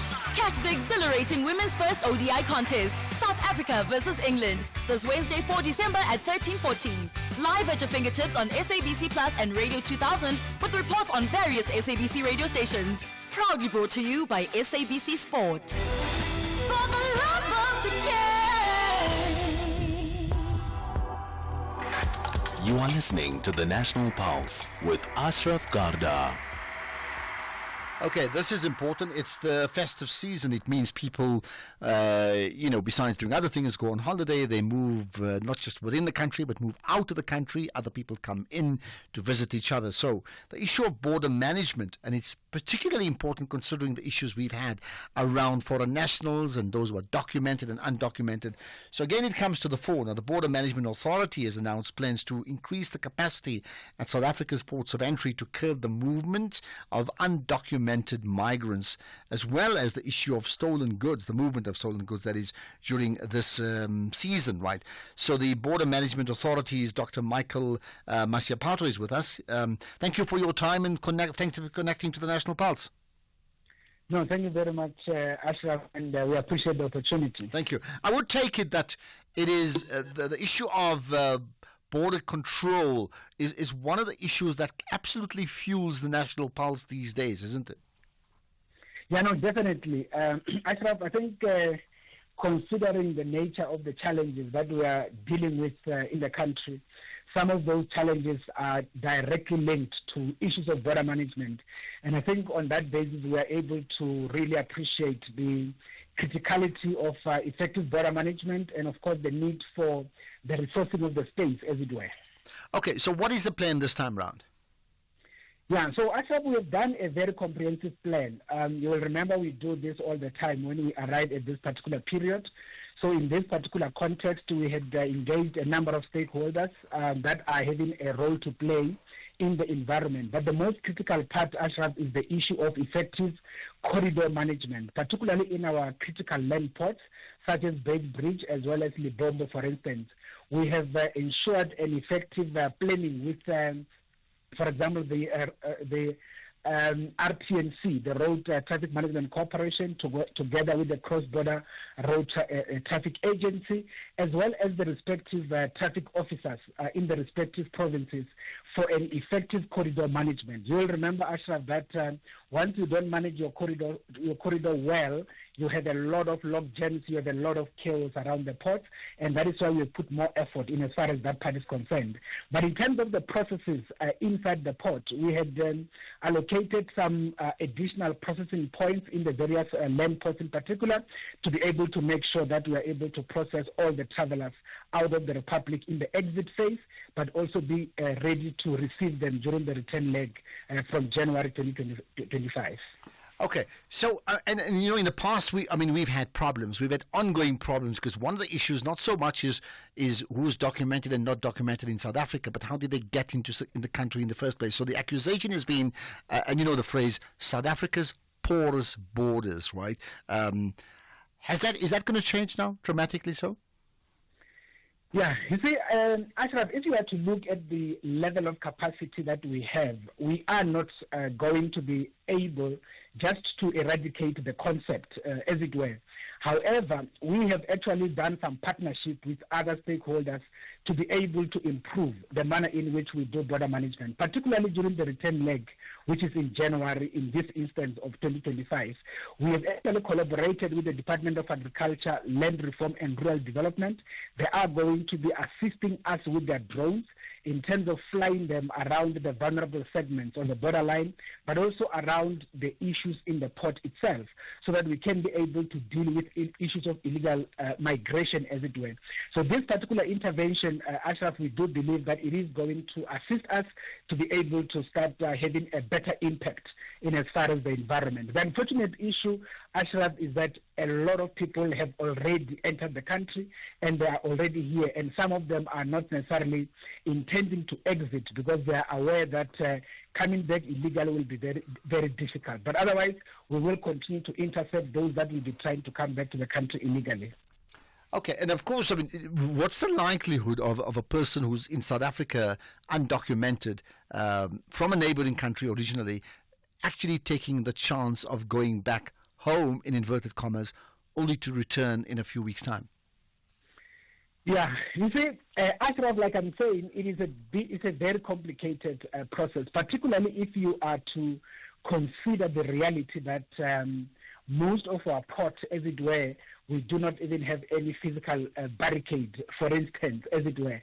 So when we talk about interception, we will definitely still miss some of the people, particularly because there are people who would even, for example, walk through the bushes around midnight. We work with the members of the South African National Defence Force in the vulnerable segments along the borderline to be able to do the interceptions. But one thing that we cannot say is that there will be a zero return of a particular individual. But like I'm saying, the drones are going to help us to have an oversight of all of the various critical identified vulnerable areas so that we will be able to intercept any individual who will try to enter the country illegally. Okay, is there any last thing regarding some changes that you'd like to share with us? Yeah, I think the main thing, Ashraf, that we keep on emphasizing is all of the critical requirements that people must consider as they come through the port of entry. One of the things that we always request the travelers, particularly the motorists, is to be patient and try to follow the instructions of the traffic officers as they go into the port, particularly on the N1 corridor to Beitbridge, as well as on the N4 corridor to Libombo into Mozambique. Those are the critical ones that we always have a problem. To Maseru Bridge, for example, to Lesotho, we have some disciplined drivers that side. They don't give us a lot of problems. So we just want to call upon all the travelers who are intending to exit the country during the exit phase, which means from the 10th of December until the 31st of December, to make sure that they comply to the rules of the road. We shall process them. They will be assisted as quick as possible. Okay, that's where we can leave it. Appreciate you giving up your time, Dr. Michael Masiapato, who's the Border Management Authority Commissioner. So let's see what happens. It's the holiday season, people traveling up and down, and the common theme, one of the biggest themes of the National Pulse of the show in the last few months has been the issues of foreign nationals documented, foreign nationals undocumented, and this is so linked to all of that. What we'll do, let's now cross now to Fikile Mbalula, who's the ANC Secretary General. He is addressing the media regarding their National Working Committee with regard to various options in KZN. Remember, you don't only rely on reports that you got from the branches. We also use our own information gathering organizational capacity to know exactly what is happening in KZN. And I can tell you now, we know what is the problem in KZN, and we make a decision about how are we going to help our province of KZN to respond to the sort of challenges that have brought us to 17% in the province. That decision will be taken and it will be announced after the meeting of the National Executive Committee. Also, just to bring you up to speed, for any decision to be taken with regard to what needs to be done in the provinces, it must go through the National Executive Committee of the ANC, which is the final arbiter on this particular matter. We went to KZN, we visited Gauteng, because we have lost ground in a big way. And then we have done the work of the NWC, and we need to report now to the NEC about what needs to be done in KZN as well as in Gauteng. So that's what we're going to do. This meeting was not called to disband or to announce a decision of intervention. It was to finalize our work. Of course, we went in August, and then since then we've been doing work in KZN. President went there as well, met with the PC, and we've been doing this work in terms of organizational analysis about what's happening and what we think must actually happen in these provinces. So we've been working around that for quite some time, and the NWC processed that analysis and then took it to KZN. And they have not disputed our analysis in terms of the diagnosis we have actually made. What they don't know is what is the prognosis. And the biggest worry and the buzzword is disbandment and so on. Disbandment can be taken if it has to be taken to intervene in response to that situation there. And then it's part of the options that we'll look at when we meet next week before the NEC meeting. And one option we agree to, we'll table it to the NEC, and then we implement.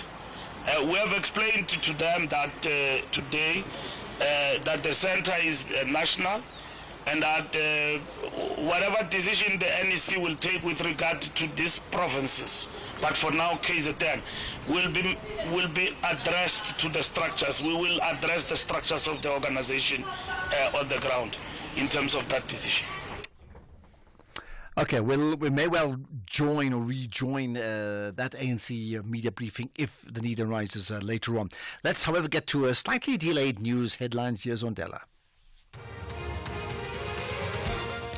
Thank you, Ashraf. In the news headlines, the Northwest MEC for Community Safety and Transport Management, Wessels Murang, says they are studying a preliminary ruling by the Gauteng High Court in Pretoria.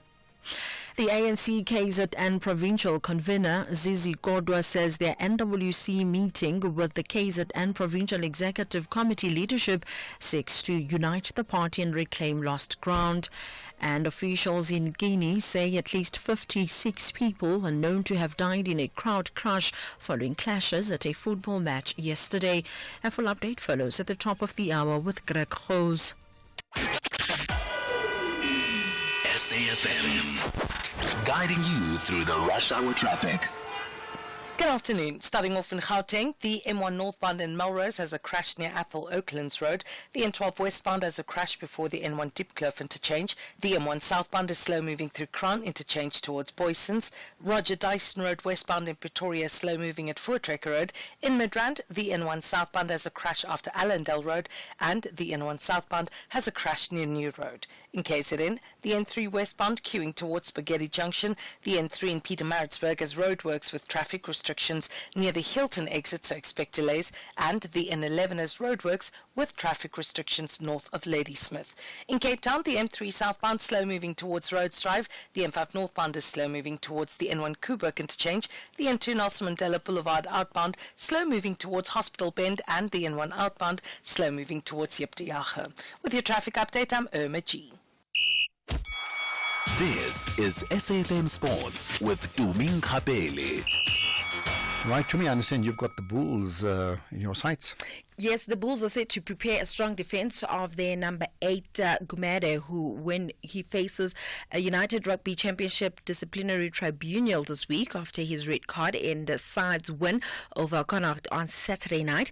Gumede was red carded for making contact in the eye area, according to referee Mike Adamson, who overruled his own TMO after Connacht scrum half Coelen Blade alleged that he had been eye gouged during the play. Now, replays showed that Blade illegally lifted the leg of Gumede, who reacted by pushing Blade in the face. This will be the third time that the Bulls will be tried to overturn a red card in this season's URC, and they were successful with the last two after disciplinary committees felt that refs were overzealous in flashing the ultimate punishment on the field. In football, South African Football Association CEO Lydia Munyapao has admitted that they still owe Bafana Bafana players and staff their match fees, and they hope to settle this before the end of the year. Now, Bafana are owed in the region of around 6.2 million rand, and the players have only been paid match fees for their first game against Uganda at Orlando Stadium. And Munyapao says that cash flow challenges have affected the delayed payments of the players and the staff. Look, the players have done what is required of them, and I have to congratulate them for qualifying us for the AFCON and not complaining throughout in terms of outstanding payments that we owe them, and coming, like you're saying, they did us proud in AFCON, but at the end of the day, as I indicated, is for us as an association is cash in and cash out. It depends how much money we've got in the bank in order to service the outstanding payments. And like I'm saying, it's not only the bonuses that are standing. There's other things that we need to take care of. We've got monthly obligations to your SARS, to your staff, to everybody else that we need to take care of. If we don't have sufficient money in the bank, then we have to deal with what we can at that time. Well, previously, Bafana's bonus structure read as 60,000 rands for a win and 30,000 rands for a draw in all matches played. But this bonus structure was apparently renegotiated with the players last year, and it's believed that international friendly matches have an adjusted bonus structure. Munyapao says another change contributing to their cash flow is partners and sponsors who owe them money. And also we have partners that are owing us money. They have not, unfortunately, met their obligation in terms of, servicing us in line with our agreements. So that makes life very difficult for us as well when we have sponsors and partners that have not really, also played their part, because it means that the money is not coming in as we had expected. Our cash flow, is projections are not working out because the money is not coming in as we had projected. I can't mention any names because our relationship with our partners and our sponsors is really critical for us. I cannot be saying who and who has not paid us, but that also puts a lot of strain on our cash flow. Meanwhile, Richards Bay stand-in coach Ronnie Gabriel says that he is open to filling the vacant post at the club on a permanent basis. The Natal Rich Boys parted ways with Brendan Trutter last week following a string of poor results, which left chairman Jomo Biela unsatisfied. Gabriel and Zboniso Gumede took charge, and the former was asked if he would be prepared to continue in the role, and the answer was yes. Then Spanish giants La Liga giants Barcelona have reportedly been making inquiries about Orlando Pirates starlet Relebohile Mofokeng. The 20-year-old had an impressive season, scoring in Nedbank Cup final and earning his first international cap for Bafana Bafana, a story that is definitely developing, and will definitely keep you up to date with that one. Elsewhere, Liverpool boss Arne Slot says that as much as he's happy with his side's performance, they want to achieve more. The Reds are top of the table with a 9-point lead after beating Man City 2-0, marking Slot's 18th win of 20 games in charge of Liverpool. Slot says there was still a long way before Liverpool had a trophy in their hands. So we're really happy with these 2 wins, but we also understand if we want to achieve more than this, then winning once or twice is, even against these big teams, is not enough to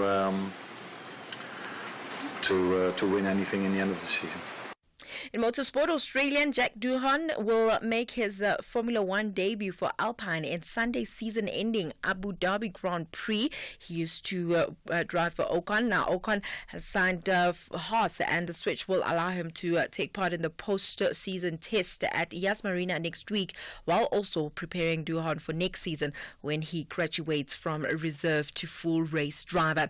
Then finally, in netball, Tshwane head coach Roxanne Matthys is determined to guide her team to victory at this year's SPAR Senior National Championships.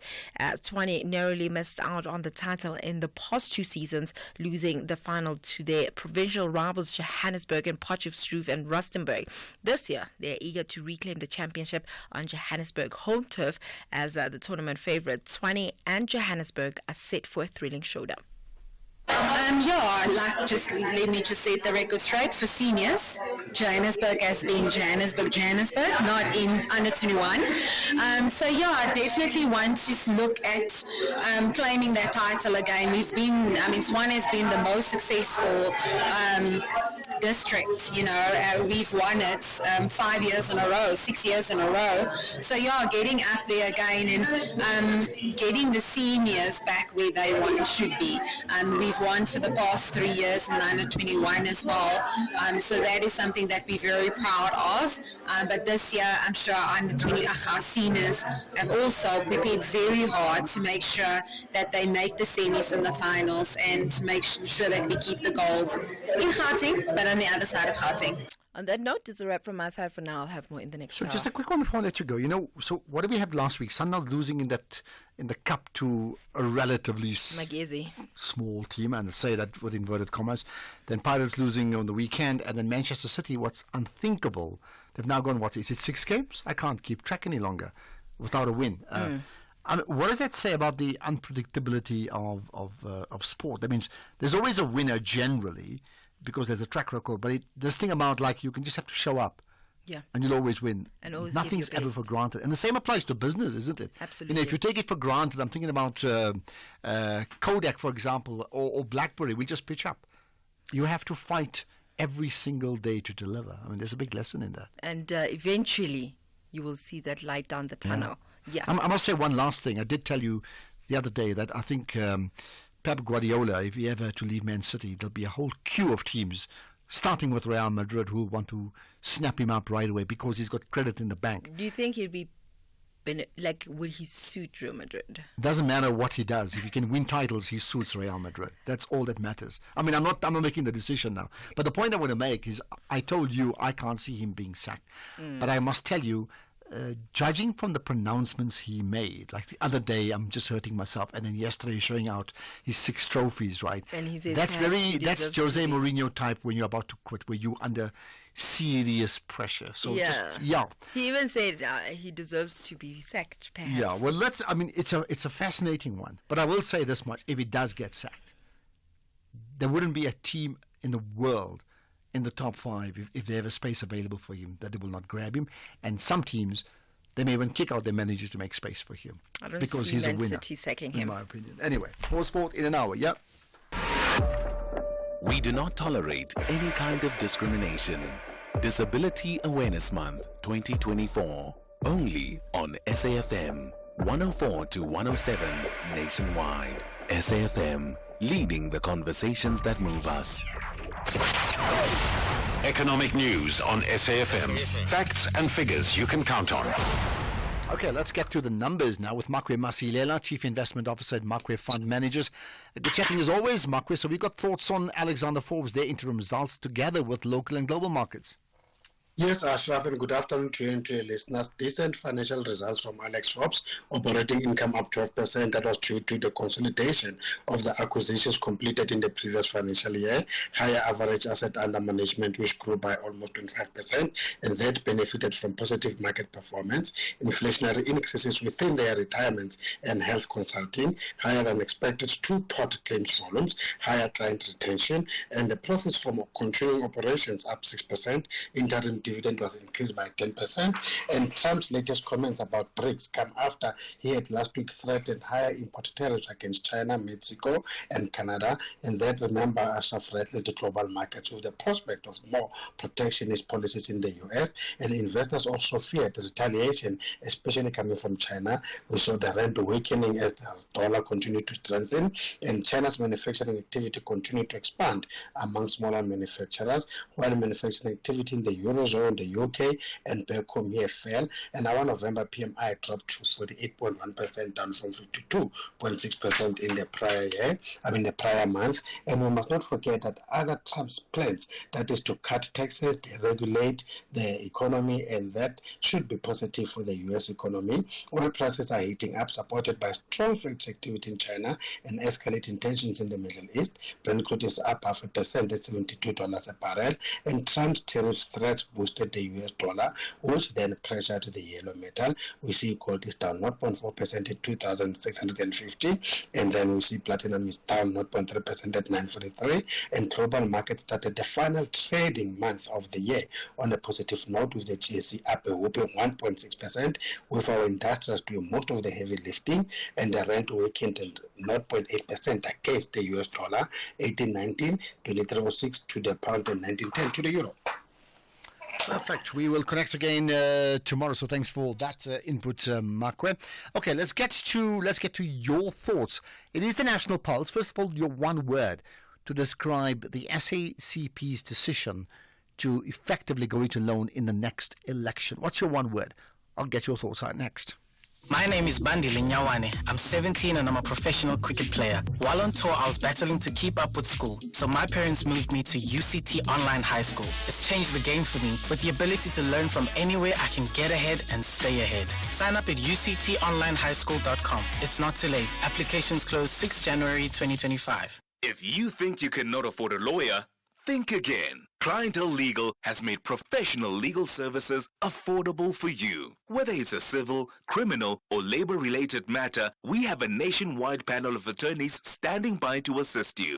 SMS SAFM to 32195. That's SAFM to 32195 and we'll call you back. Clientele General is a licensed non-life insurer and an authorized FSP. Standard rates and terms and conditions apply. Mzansi Africa. Bafana have qualified for AFCON 2025 with an unbeaten record. For decades, the SABC stood by Bafana when few believed. It has been our honor to champion our national heroes through every twist and turn. We witnessed their hard work, challenges, and incredible resilience. This victory is not just for the team, but for all of us who have held on to hope and pride in our nation's talent. Big ups to the entire team for inspiring the nation and the supporters for the never give up attitude. Together, we've shown what true perseverance can achieve. Hashtag the power of perseverance. SABC Sport. Thank you for supporting Bafana. For the love of the game. The National Pulse with Ashraf Garda. Weekdays, 3 to 6 p.m. Okay, I want to know what you have to say, and let's get around the country. By the way, if you are listening for the very first time, I want to know about it. Absolutely, we can give you a shout out. And if you are listening, I'd like to know which platform. Is it radio? Is it streaming live? Is it the SABC Plus app? Are you listening or visually? If you go to SFM Radio as well as on Facebook or Twitter, and you'll find us where you can virtually, well, not virtually, you can visually see me. I'd love to know just which platform you're listening to the show from. Mandla in Cape Town, let's get your thoughts on the GNU.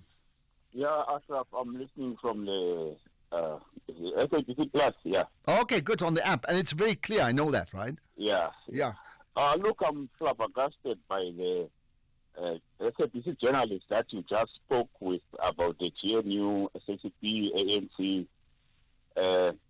You say they asked ANC a question as to, now that they are in a GNU, how are they going to go and campaign? Are the people not going to be confused? People might fall in love with the GNU and all that. I mean, it's a silly question to be asked by a journalist. I mean, the institution that enrolled him for the qualification must be ashamed of him. Well, I don't know about that. I mean, I just want to say this.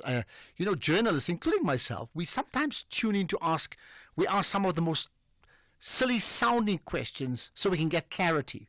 So I'm not speaking on behalf of another person, but generally, it doesn't mean if we ask a question we agree or disagree. We often ask a question that may sound ridiculous, and you'll be amazed at the response you get when you ask those questions. I'm just putting it out there. Yeah, I hear you. But as a journalist, when you are interviewing a politician, make sure that the questions that you ask are going to be beneficial to the country, development of the country, and all that. The ANC is in coalition in most of the municipalities, metros here in South Africa. But in 2026, they are going to campaign for elections and come back and form a coalition government again. So there's no need to ask the ANC a question, how are you going to do now that you are in a GNU? Okay. I mean, I found that pathetic. All right. Well, what do you think about, very quickly, about the SACP's decision to go it alone anyway? They should have done that in 1996. They are irrelevant. They don't fight. They're like a trade union in South Africa.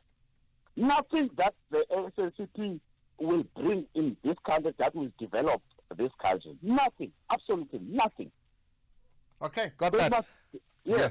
All right, Mandla. Well, I tell you what, many may agree with you, and I want to see how well they do in the election. And it's possible, instead of the ANC crying about them, they may say, you know what, go it alone. Let's see how well you do. Because if they don't do well, then it almost becomes a referendum on the SACP. That means, how do they fight back after that? So, got that, Mandla. Let's get another thought. Motofela in Machabeng. Let's get your thoughts. Hello. Hi, Ashraf. Yeah, good talking Ashraf, to you. Yeah, with regards to the mine issue, has amnesty ever been considered for those miners? They offer information, they give up their weapons, etc., etc., and a solution is reached. And in that information, they disclose who they are selling to. And so the state has information that a very essential information that they need. And we come to the end of this matter as soon as that is done. Well, I don't know at the moment. I think the first process was to rescue those that want to be rescued. The second part, as has been discussed even by human rights organizations, let the law take its course. So even though it seems like they're there illegally, one can't assume they are there illegally unless they tried in a court of law. So once that happens, then the issue of amnesty comes into play. One can't put the cart before the horse. Thanks for that call, Motofela. Right, let's see. In fact, there's a whole lot of other comments I want to take as soon as I can.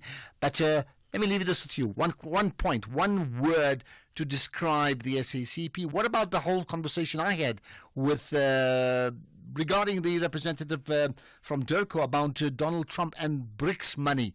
I'm sure you have a thought on that. Let's talk about consistency right after this.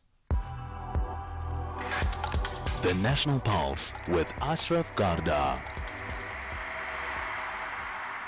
All right, so, every Monday we have this feature called personal growth, because what we think is that it's so important that you can't grow your business, you can't grow your organization, you can't grow an institute, you can't grow your family, your community, your country if you don't grow yourself. So how do you attain personal growth for yourself?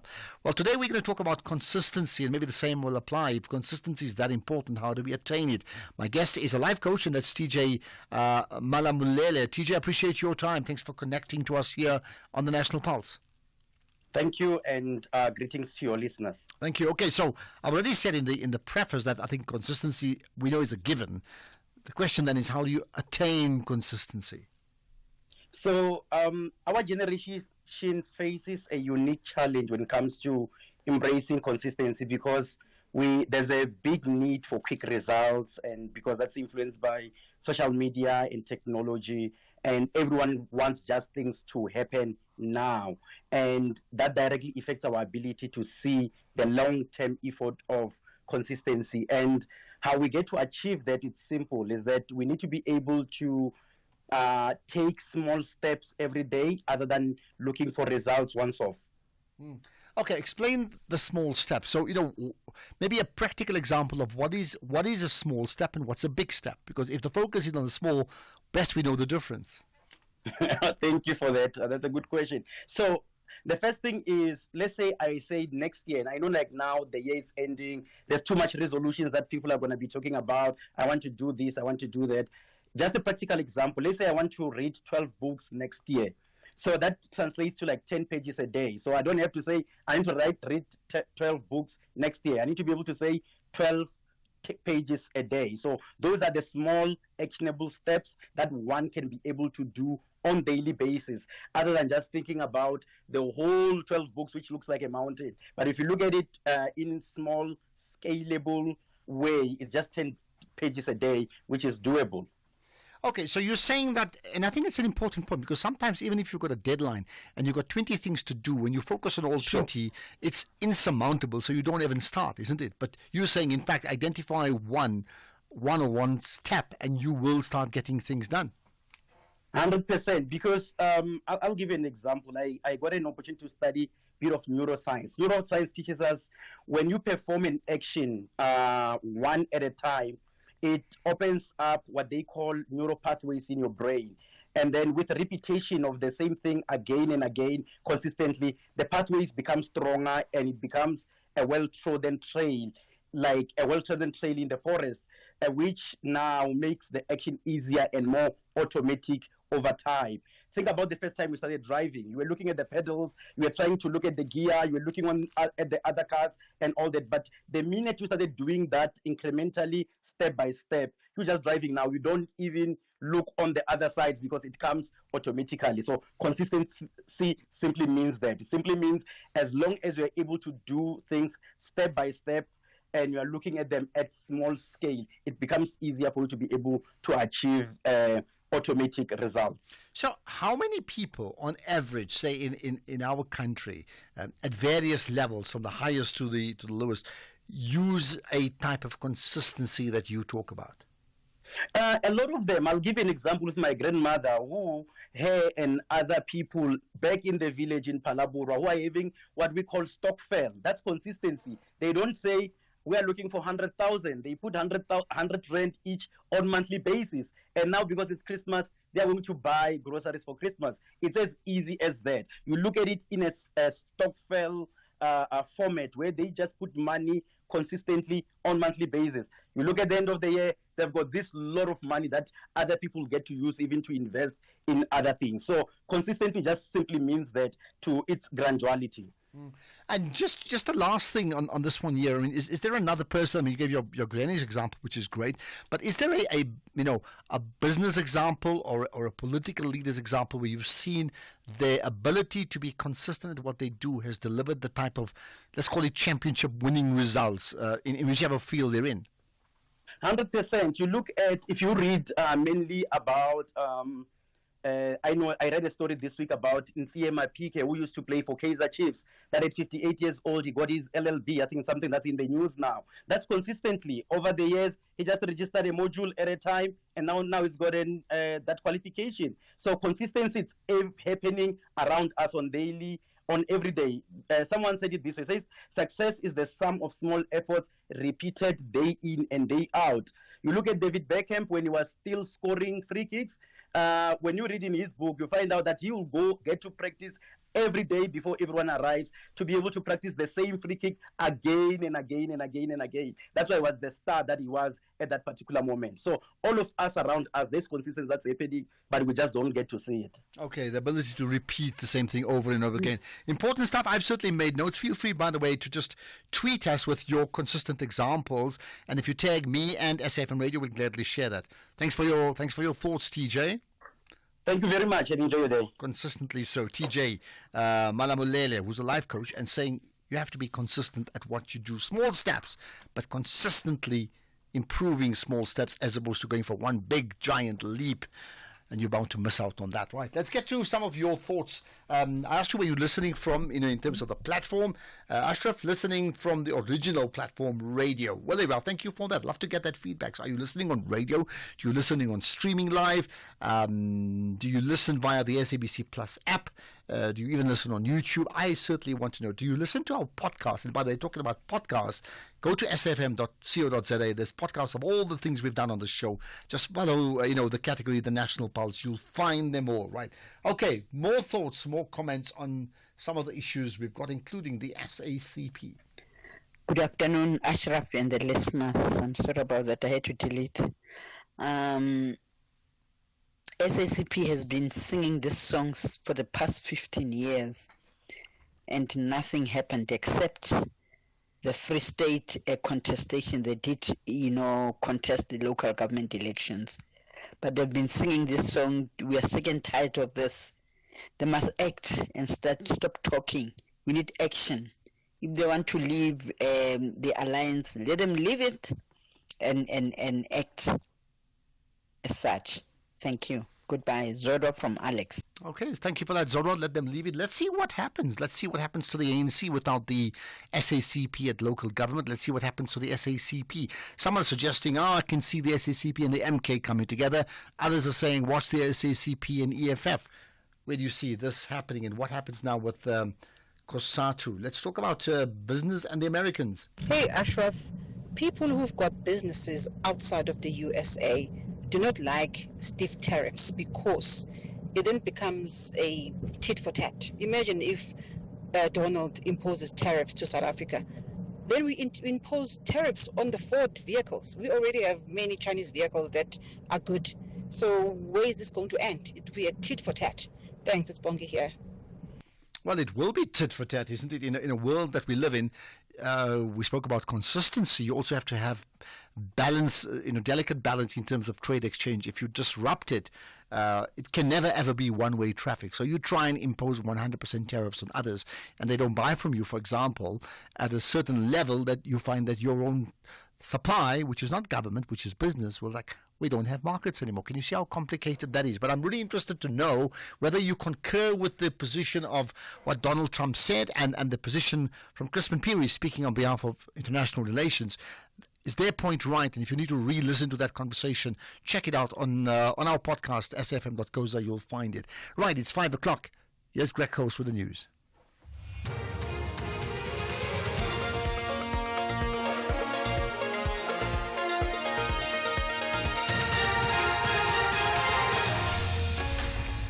Thank you, Ashraf. In this news update, government studying ruling on illegal miners and scores killed in Guinea crash.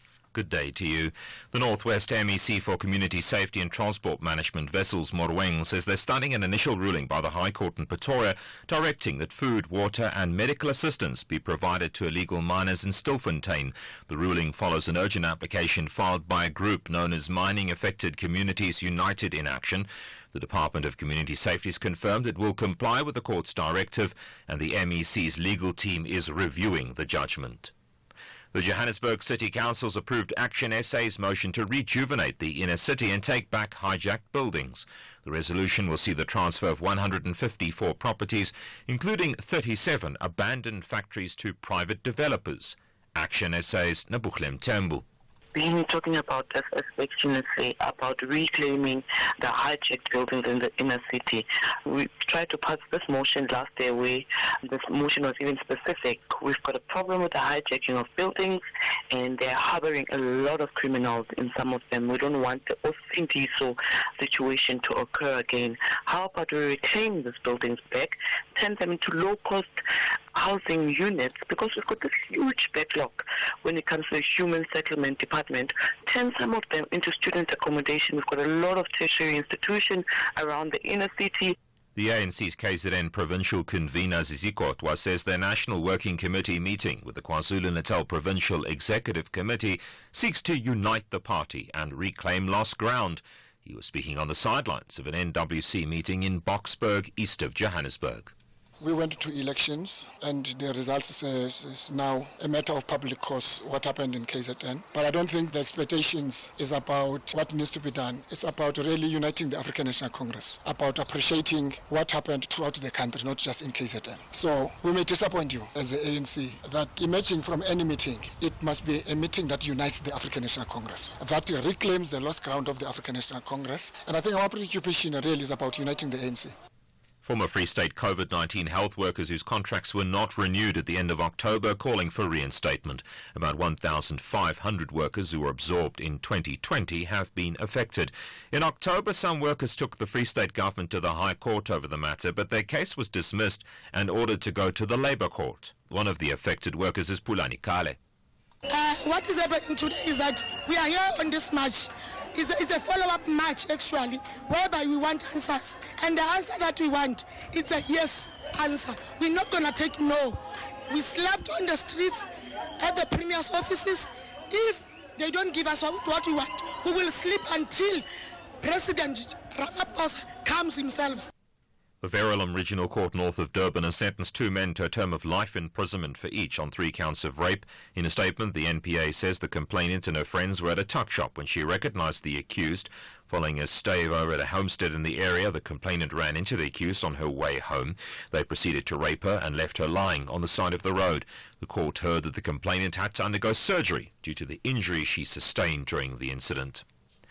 Officials in Guinea say at least 56 people are known to have died in a crowd crush following clashes at a football match yesterday. Police fired tear gas at supporters of a visiting team when they threw stones and invaded the pitch. The BBC's Paul Ngier has more. The government said the crush was as a result of panic after irate fans threw stones. Disturbing videos, which the BBC has been unable to independently verify, show a large number of people attempting to climb over walls as others were lying motionless on the ground. Several other people are in hospital receiving treatment. Similar football tournaments in honor of the junta leader have been organized in other parts of the country, with the opposition condemning it as a ploy in favor of a possible candidacy of General Mamadou Doumbouya during upcoming elections. The top story, the Northwest MEC for Community Safety says they're starting an initial ruling by the High Court in Pretoria directing that food, water and medical assistance be provided to illegal miners in Stilfontein. That's SAFM News. I'm Greg Goos. And coming up in your sports this hour, DHL Stormers captain a major doubt for the Investec Champions Cup opener, and Banyana coach to make changes for final match against Jamaica. More details at 5:30. SAFM, guiding you through the rush hour traffic. Good afternoon. Starting off in Gauteng, the M1 southbound in central Johannesburg is a crash before Crown Interchange. The M2 westbound in Crown is queuing towards Main Reef Road. The M1 northbound in Melrose has a crash near Athol Oaklands Road. In Midrand, the N1 southbound has a crash after Allendale Road. The N1 southbound has a crash near New Road. And the N1 northbound queuing towards Olifantsfontein Road. In KZN, the N3 westbound queuing towards Spaghetti Junction. Umgeni Road westbound is slow moving through Springfield Park. And the M19 westbound in Reservoir Hills has a crash near Mount Batten Drive. In Cape Town, the R44 is queuing through central Stellenbosch. Kommetjie Road is slow moving at Masiphumelele, and Main Road northbound queuing through Cork Bay. With your traffic update, I'm Irma G. For 30 years, we've stood together, advancing collective action to end violence against women and children. But the fight is far from over. Your voice matters. Every action counts. From educating our communities to supporting survivors, it's time to unite and create a future free from fear. Join SAFM for 16 days of activism. Together we can make a difference. Together we can end the violence. Because 30 years of progress means we cannot stop now. Let's advance the fight. Stand up, speak out, take action. SAFM, leading the conversations that move us. The SAFM Playwriting Competition is back. After receiving hundreds of entries last year from South African writers of different ages and ethnic groups sharing their stories, now the time is yours. It's your story. You decide. SAFM invites all writers to explore the medium of sound, the theatre of the mind, and to create a 1-hour radio play in English. Get writing now and submit your play before the 3rd of February 2025 for a chance to win one of 3 large cash prizes. For more information, visit safm.co.za. SAFM, leading the conversations that move us. The National Pulse with Ashraf Garda on SAFM. You're listening to the National Pulse. Weekdays, 3 to 6 p.m. Tell you what, just a question to you, because we spoke about this the other day. Did you take advantage of Black Friday? And I don't mean like the sloppiness of like, oh, we had fun and we spent a lot of money. No. Like, were you very specific and intentional about one thing? I can tell you what we bought, okay? And that's why I don't feel I was abused. I think it was very tactical between my wife and I. We're going to look out for it. We got a JoJo tank because of the massive water shortages. We got it probably about 6,000 Rand cheaper than we would have got it ordinarily. So it was very, very intentional and strategic. Did you do the same thing? What is your one strategic purchase that you indulge yourself in around the Black Friday? I'd love to know.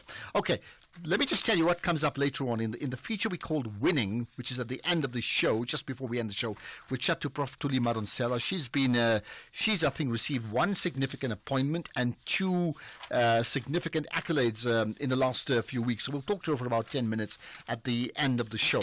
Let me just tell you as well that we've had, the SA Radio Awards took place on Saturday night, in fact, and it's the SA Radio Awards 2024, which effectively, I think, reflects radio performance across the country for last year, right? So, of course, there were many nominees from different stations, and they're categorized into commercial, PBS, which is public broadcast, and SAFM is one of them under public broadcast. And then you have community radio and campus radio as well. So, two accolades for SAFM in the PBS category, public broadcast category. One of that is for the show called SAFM Sunrise. Of course, the show doesn't exist any longer because, as we know, Stephen Curtis hosted that show. But I mean, I think the essence of the show remains. So fabulous to Stephen, of course, who I know has moved on. Well done to him and to his production team. And as you know, the presenter is only the playmaker, but the real coach are the producers, and they put it all together. So well done to them. Of course, that show now has had a change called the Morning Brief, and it's hosted by Turasizwe Samalani. So listen on for that show 6 to 9 every morning. The other show that won an award is the sports show, Top Sport, that comes up from 7 to 8 every evening, hosted by Michael Abramson. Again, great collaboration between him and his producer, putting it all together, and it's so factual. Do not forget to listen to that show starting tonight, by the way. Jimmy Moyaha's show got a nomination, didn't win overall, but you can still listen to that business show every evening from 6 to 7. Just fantastic. Right, talking about winners and losers, where then do we fit in regarding the SACP, the South African Communist Party? We had a conversation about it earlier on. We have another take on that in terms of what all this means. What I'm talking about is that the South African Communist Party, very much part of the alliance with the African National Congress, has been since day one, right? Well, they've committed to now going it alone at the next election, which is the next local government election coming up very, very shortly, in fact. So let's find out more about what all that means with Professor Andre Duvenage, who's a political analyst at Northwest University. Prof. Duvenage, I appreciate your time and thanks for connecting to us here on the National Pulse. Good afternoon. Nice talking again. Thank you. So here's the big question to you, right? Not so much the why. We know they've had a spat. It's been going on for months, right? The big question is, tactically, is this a good thing for the SACP? And is this a good thing or a bad thing for the African National Congress? Okay. Maybe before I'm answering you in a direct way, I'm going to give you two general observations. The first one is that we are now for a time, since the Zuma period, looking at the disintegration of what we like to refer to as the broad church of the ANC. And we have seen the SACP going on their own. I think it was in Sasolburg in one of the ward elections, and that's a long time ago. That was before the last national local elections. The second thing, and that's a more concerning observation, I am picking up instability throughout the broad church context. Earlier this day, I had an interview with another station about the distance that are developing between SAMCO and the ANC in Northwest. And I can include on a national level the cooperation or lack of cooperation with regard to the trade unions. We can talk about what is going on with regard to the Youth League.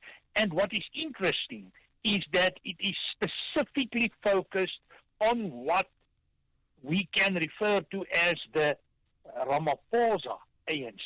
So the observation is there's an instability, and it may well be an orchestrated one.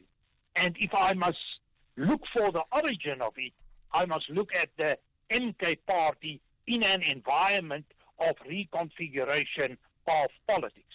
Now, specifically with regard to the SACP, there's no doubt that the ANC cannot afford, the Ramaphosa grouping, or the current ANC, excluding MK, cannot afford to lose support at this point. Nationally, with a support base of 40.2%, going down in a number of by-elections recently, it's not a healthy scenario. It's not a time to make new enemies. It's a time to create friends when you look at the ANC, and that is within the context of the government of national unity, but also within its own context. When we look at the SACP is typically what we call a vanguard party, which is basically an elite party, going against the ideology and philosophy of communism. But it's normally a small number of people in elite positions. And I am questioning the impact of the SACP going on its own at a grassroots level, competing with parties like the ANC, like the Democratic Alliance, like the EFF, like the MK. So in that sense, I think negative for the ANC, but I'm also not looking at a healthy scenario for the SACP. Okay, so let's stay with the SACP. You're saying negative effectively for them as well, right? Is it likely that election which they contest, considering their relatively minor role already within the ANC, they could find themselves short, and that would render them as the SACP obsolete? That will definitely be a scenario.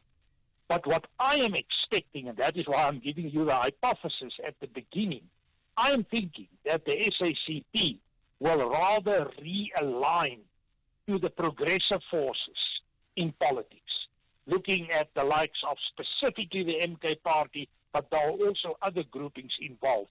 I doubt it very strongly if they will really go it alone. I don't think they have the organizational, structural capacity to compete in an environment of 257 local government structures, everyone with a lot of contesting seats there. That is a huge organization, and I cannot see them operating on their own. But in a time of reconfiguration, in a time of realignment, it's not impossible that they may realign themselves towards another grouping. And I think there are a number of issues within the government of national unity. I think the Bella legislation is one of them that can redirect individuals and parties and groupings towards a more progressive position. Okay, if you're saying that you can't see them contesting an election on their own, they just don't have the capacity, then the realignment you refer to when you've thrown in the name MK party or the progressive parties, right, led by the MK, do you then see that alignment happening after the local government election, or in fact before the election? Well, before the elections we are talking about alliances, and after the election we are talking about coalitions. Now, many times coalitions start off with alliances. So I'm thinking we will definitely look at the form of cooperation at some level, putting candidates in certain positions. That was the type of agreement that the SACP had with the ANC. They will take certain positions in the lists of the ANC. However, there is another scenario that may also change the destiny of the SACP. Let's say Cyril Ramaphosa ran into trouble some way or another, and there's a leadership change within the existing ANC. And let's look at leaders like Panjasa Lesufi, the Deputy President, Mashatile, or there are other candidates. They are more aligned to the progressive group. And in that sense, the SACP may realign in terms of consistent support and history in terms of their cooperation with the ANC. But really for them to establish structures throughout South Africa to run an election campaign, that's a bit heavy for a party that hasn't got any support individually from state sources. Okay, I hear that. Okay, two things before I let you go. One is, do you see at all the possibilities of the ANC attempting to woo the SACP back now, well ahead of the election, considering all the spats they've had in the last few months? Point one. And point two, what about the ANC leaders? I'm talking about cabinet ministers who are effectively from the SACP. What happens to them? Well, the latter is an open question. I think they will probably redefine their position one way or another, and they must take a decision either to go out or stay in, because they have a double affiliation, and that is with the ANC as well as the SACP. So the latter one is an open question. Coming to the first part, I am not sure what is the direction that the SACP will take, but I think the ANC government, the Ramaphosa government, will do its utmost to keep the alliance together and to keep all the bigger groupings, COSATU, SACP, Youth League, Women's League, military veterans, all of them, keeping them together, including the SACP, and see if they can create some sort of a coherence in terms of an alliance in the build-up to the 2026 Okay, election. that's where we can leave it. So many questions as expected, isn't it? Well, thanks for your time, Prof. Andre Duvenage, who's a political analyst from the Northwest University. So what's your one word to describe the SACP move outside of the ANC for the next election? Not forever, at this point in time, just for the next election. What's your one word to describe it? And anything else you want to say about that, as well as the current media briefing from the ANC regarding the goings-on of the National Working Committee, as well as what they feel about what's happened in the KZN province. Remember that? And then the conversation I had earlier on with Kristen Peary regarding the words of Donald Trump. All those, by the way, available as a podcast as well. So check it out, safm.co.za. Welcome to the National Pulse.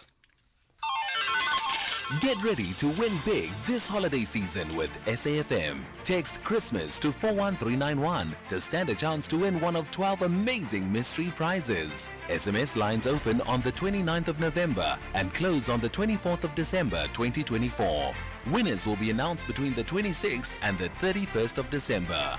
Each SMS costs R1.50, so hurry up and send your entries now. Terms and conditions apply. Get into the festive spirit and win big with SAFM this Christmas.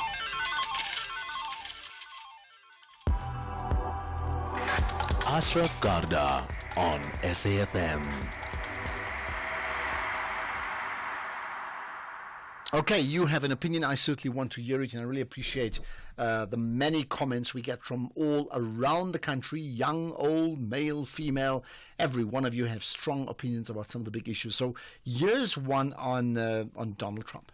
Ashraf, Boris here again from the Western Cape. Ashraf, we should not panic about Donald Trump's threats. He is just testing the water. Ashraf, let me tell you, it will take decades for a BRICS bank to be established and to de-dollarize the economy of the world.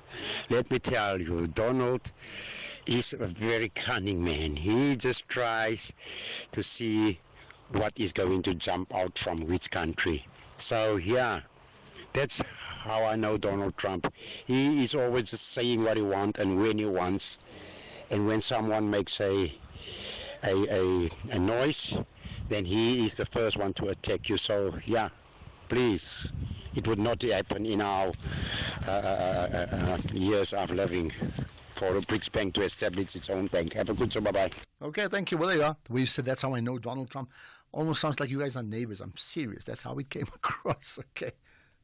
Good afternoon, Mr. Ashraf. Mr. Ashraf, the Americans, they've got gold reserves and all those things. but they pretend like they are self-sufficient. Because these people, they rely on Africa. They are busy right now in Africa because they know they need that corridor taking our minerals. But the African leaders, they go and, bend down for the Americans. They rush to say, no, master, we apologize. Why do they do that? Why? Why? Well, maybe just work it out. That's a grab of the world, and people in all countries have done that in the past, not just Americans, by the way, or the Chinese. Go back into your history. Even at a regional level, these things have clearly happened.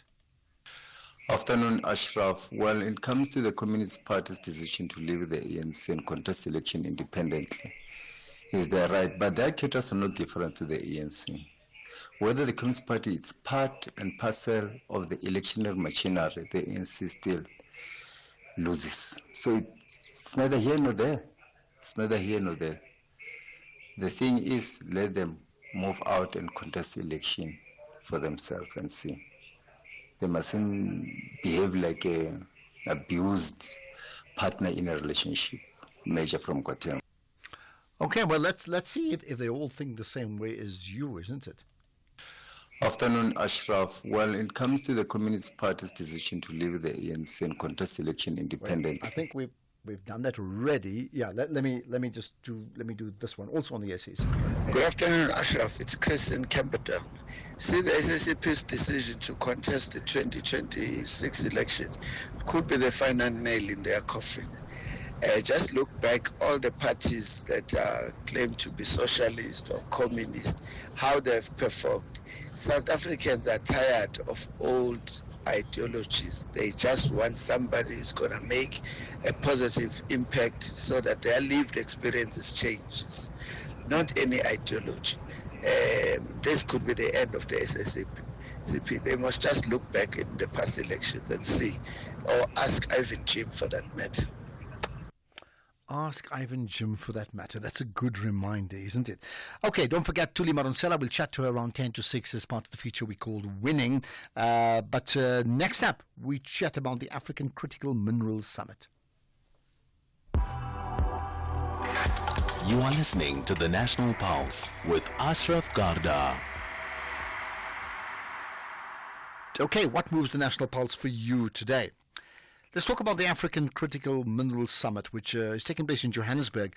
And the purpose is to position the continent's mining sector towards renewable energy. It's such a big issue, isn't it? Tell you what, if you're in that space, or if you're not, maybe your business needs to be aligned into that space. It's one of the big things, right?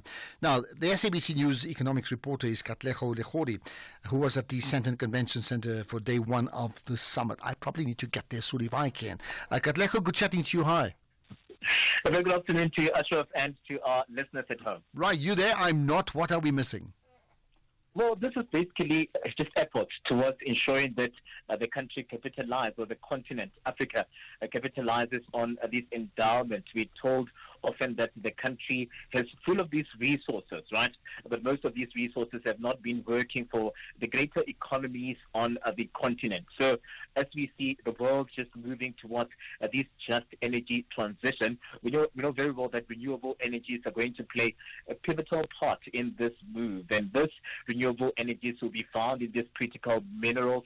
And we see most of those on the continent just converging at the Sandton Convention Center for the second installment of this summit here. So it's all about crafting a united African voice here to champion collective programs that would ensure that the country gets the best out of these critical minerals. So earlier on, just seeing me having to revisit the periodic table of elements here, taking us straight into a high school, where then we see most of these platinum metal groups on the periodic table just being punted about, and we see most of them saying that if we are then to ensure that there is this global move towards the just energy transition, we need to ensure that we are already here on the continent so that those that will be coming through to invest, they find that these strategies and infrastructure that is ready to see us get the best out of these critical minerals. Okay.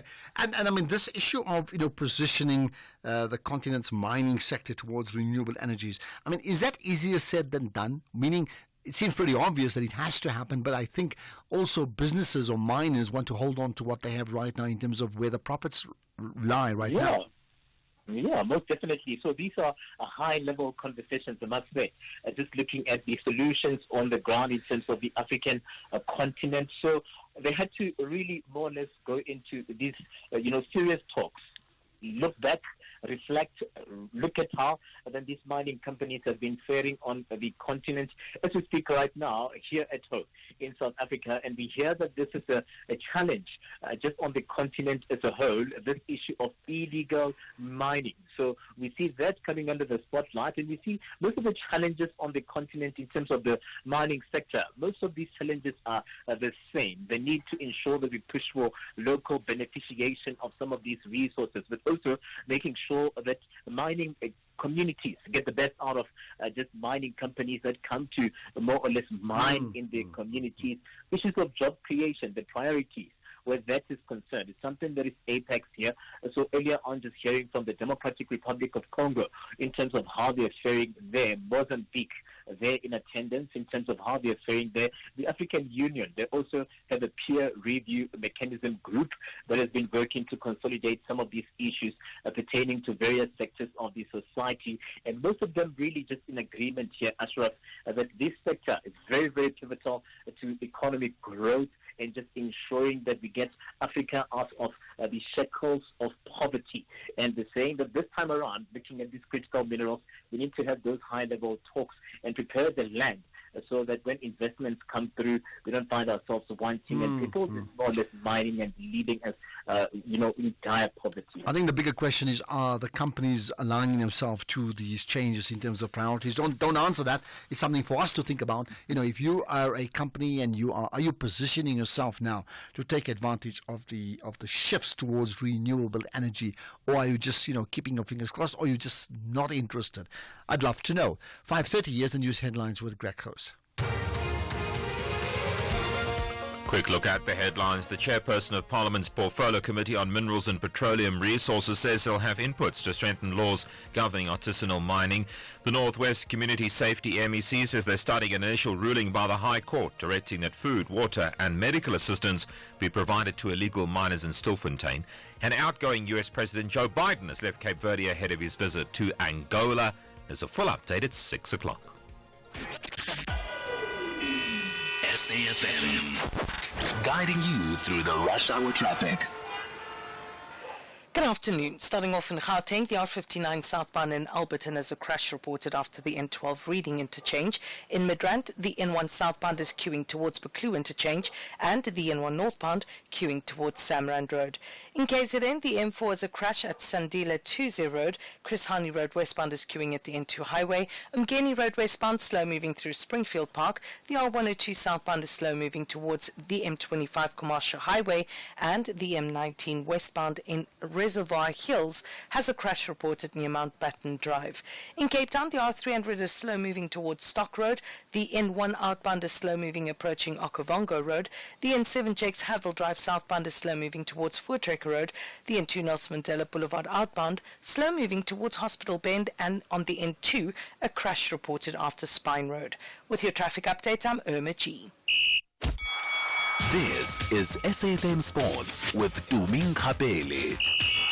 Right, Tumi, you have a medical doctor. You have a rugby injury to tell us about. Yes, we start off with rugby this hour, where DHL Stormers captain Dan du Plessis is a major doubt for the Investec Champions Cup opener against Toulon on Saturday due to a leg injury. He left the field before the end of a hard-fought 21-15 defeat to the Sharks at the weekend and was listed as doubtful starters for Saturday's game by forwards coach Rito Hlungwane, and fly half Sasha Feinberg Mgomezulu has been ruled out of the encounter after suffering a concussion against the Sharks. In football, Banyana coach Desiree Ellis says that she will make changes in the international friendly against Jamaica tomorrow morning and Montego Bay in an effort to test more players. South Africa lost 3-0 in the first encounter on Saturday, marking their third defeat in a row, and this is their way of preparing for the CAF Women's Africa Cup of Nations in July next year.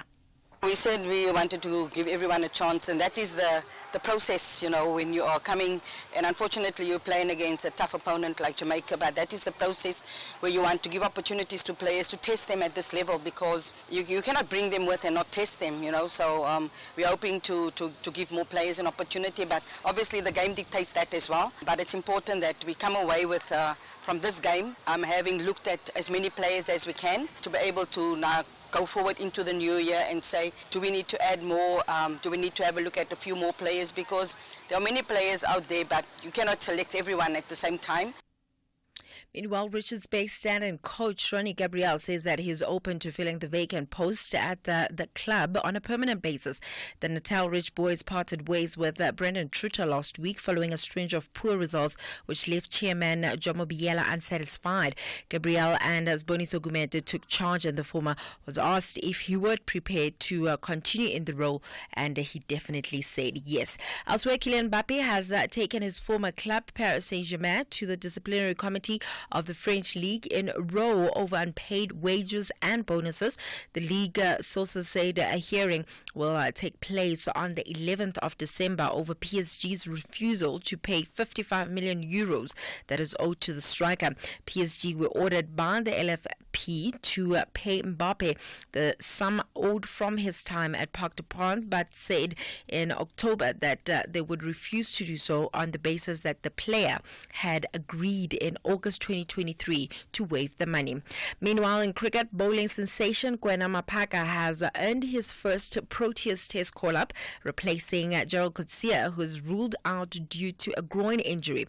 Coetzee will not only miss the second Test against Sri Lanka, but is also not available for the series against Pakistan. For Mapaka, this call-up is cherry on top. For 2024, he earned his first senior international cap in the T20 series against the West Indies and made his Indian Premier League debut while studying for matric. And finally, in netball, 20 head coach Roxanne Matthys says that she is determined to guide her team to victory at this year's SPAR Senior National Netball Championships.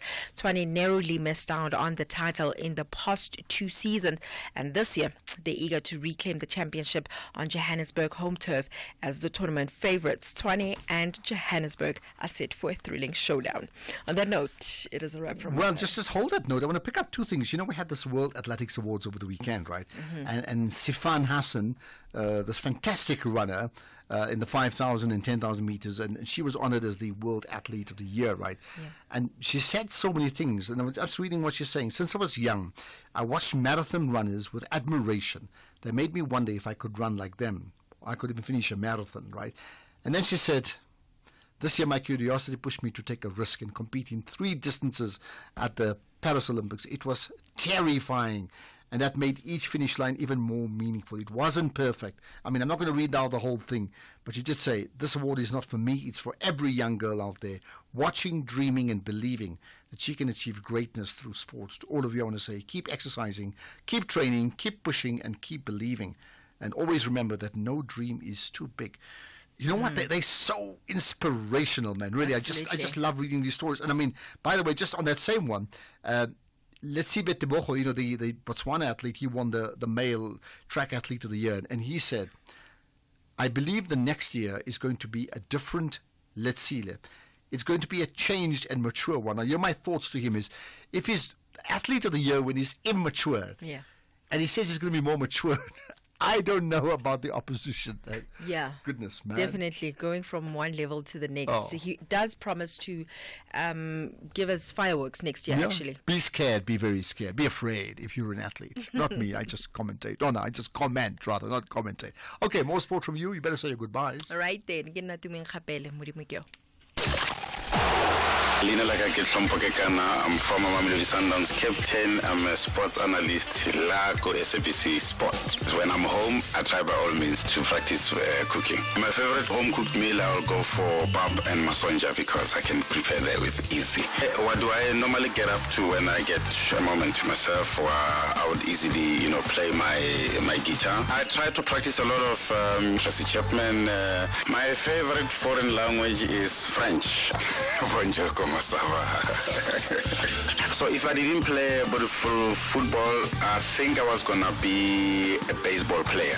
What do I like about SABC Sport is the fact that we given an opportunity to educate. Catch the exciting Diski analysis by Sompo Long Range Kekana on match days live on Latuma. Proudly brought to you by SABC Sport.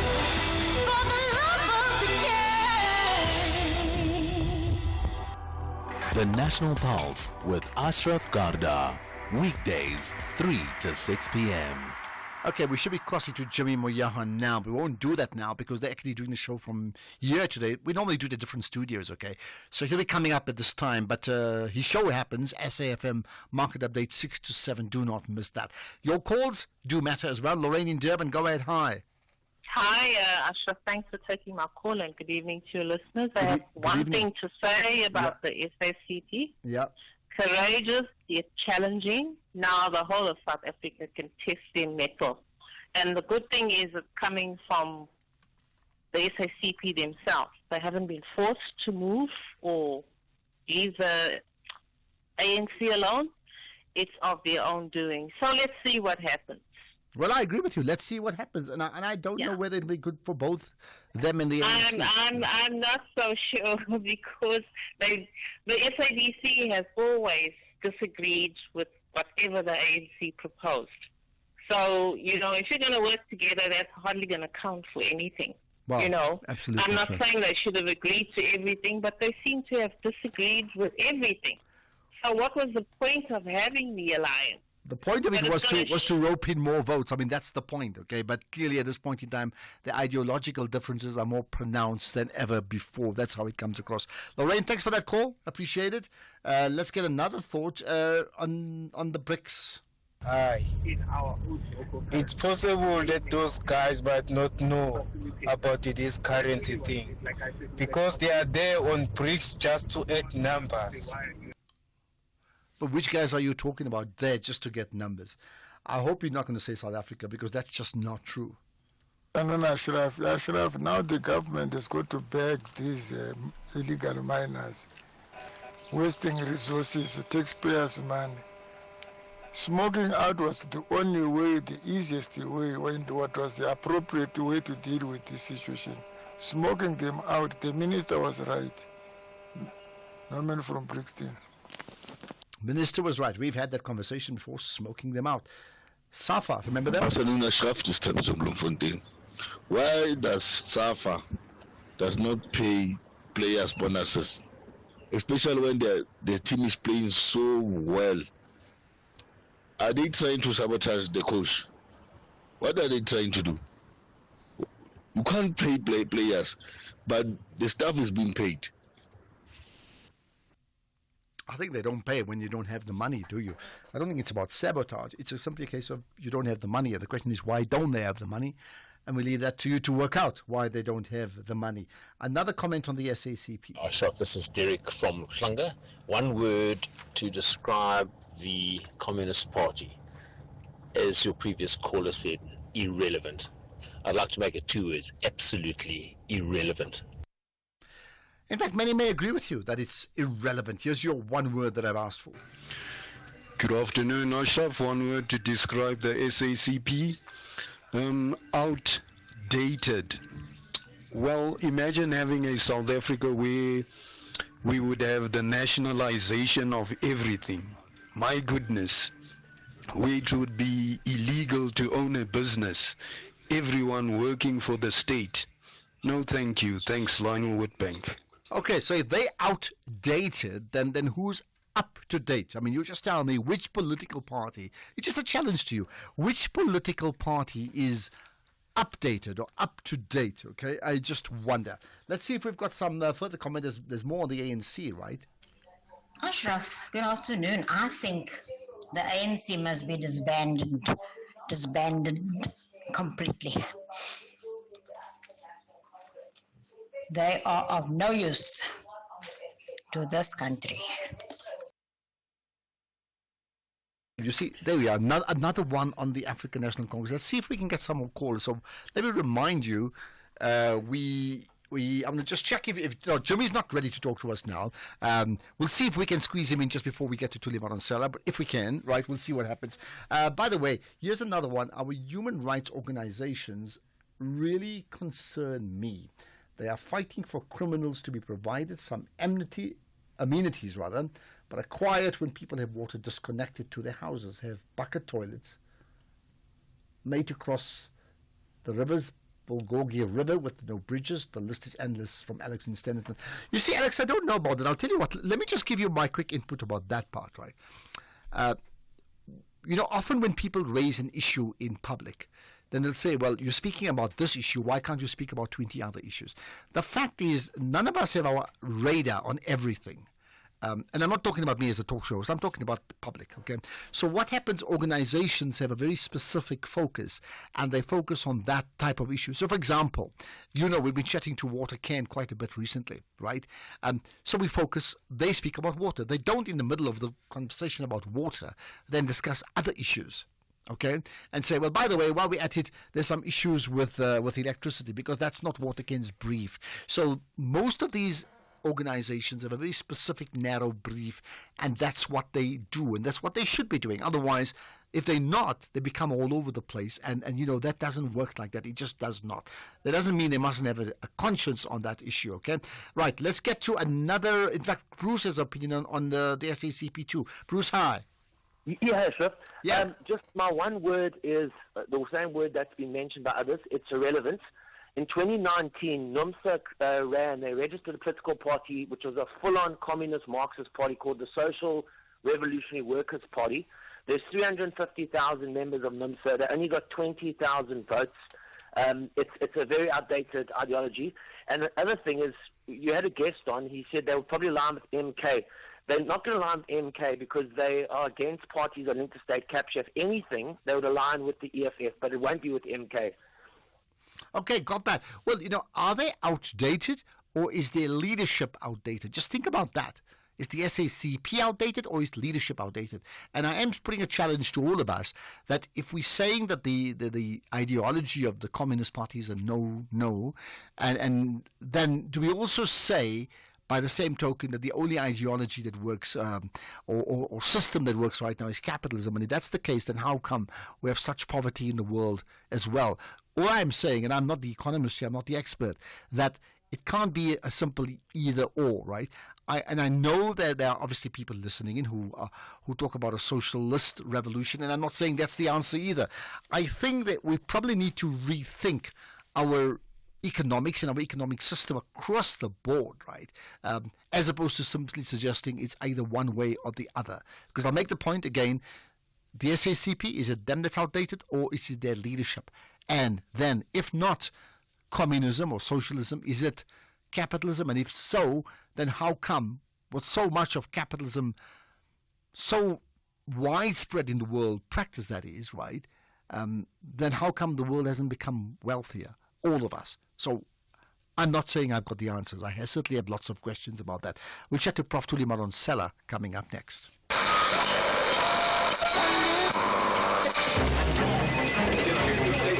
Amidst misinformation and disinformation, where can we find reliable news? Turn to radio, your trusted source for truthful updates. For over 3 decades, we've upheld integrity as a signatory to the BCCSA Broadcasting Code of Conduct.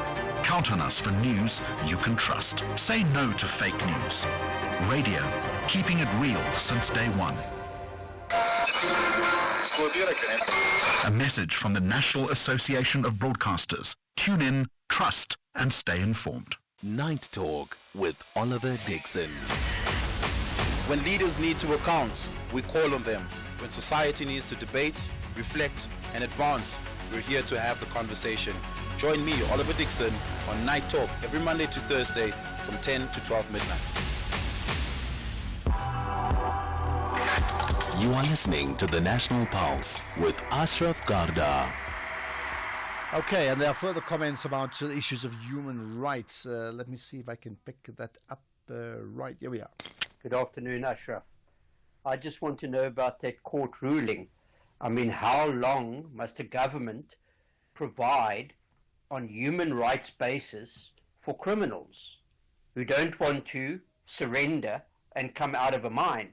I mean, what happens if they stay there for a year?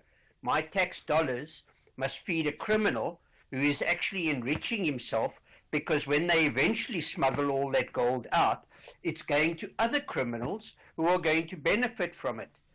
So my South African brothers and sisters are losing out because our human rights laws are saying we must look after the criminals, even though they're not in our custody. I don't think that's right. Okay. From Cape Town.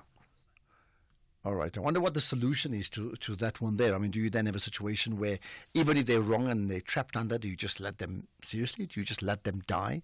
It's just a question. Here's another voice note.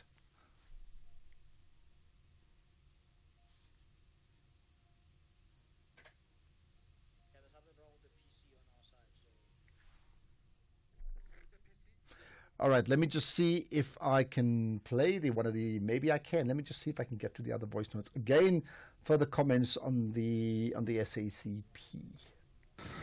Just to add more, Ashraf, South African population is getting younger and younger. Young people between the age of 20 and 35, most of them, they don't even know the role of SACP. So SACP is outdated. Even in their leadership, I wonder if they have anyone who's less than 40 years old. So SACP is outdated. And is Chile again.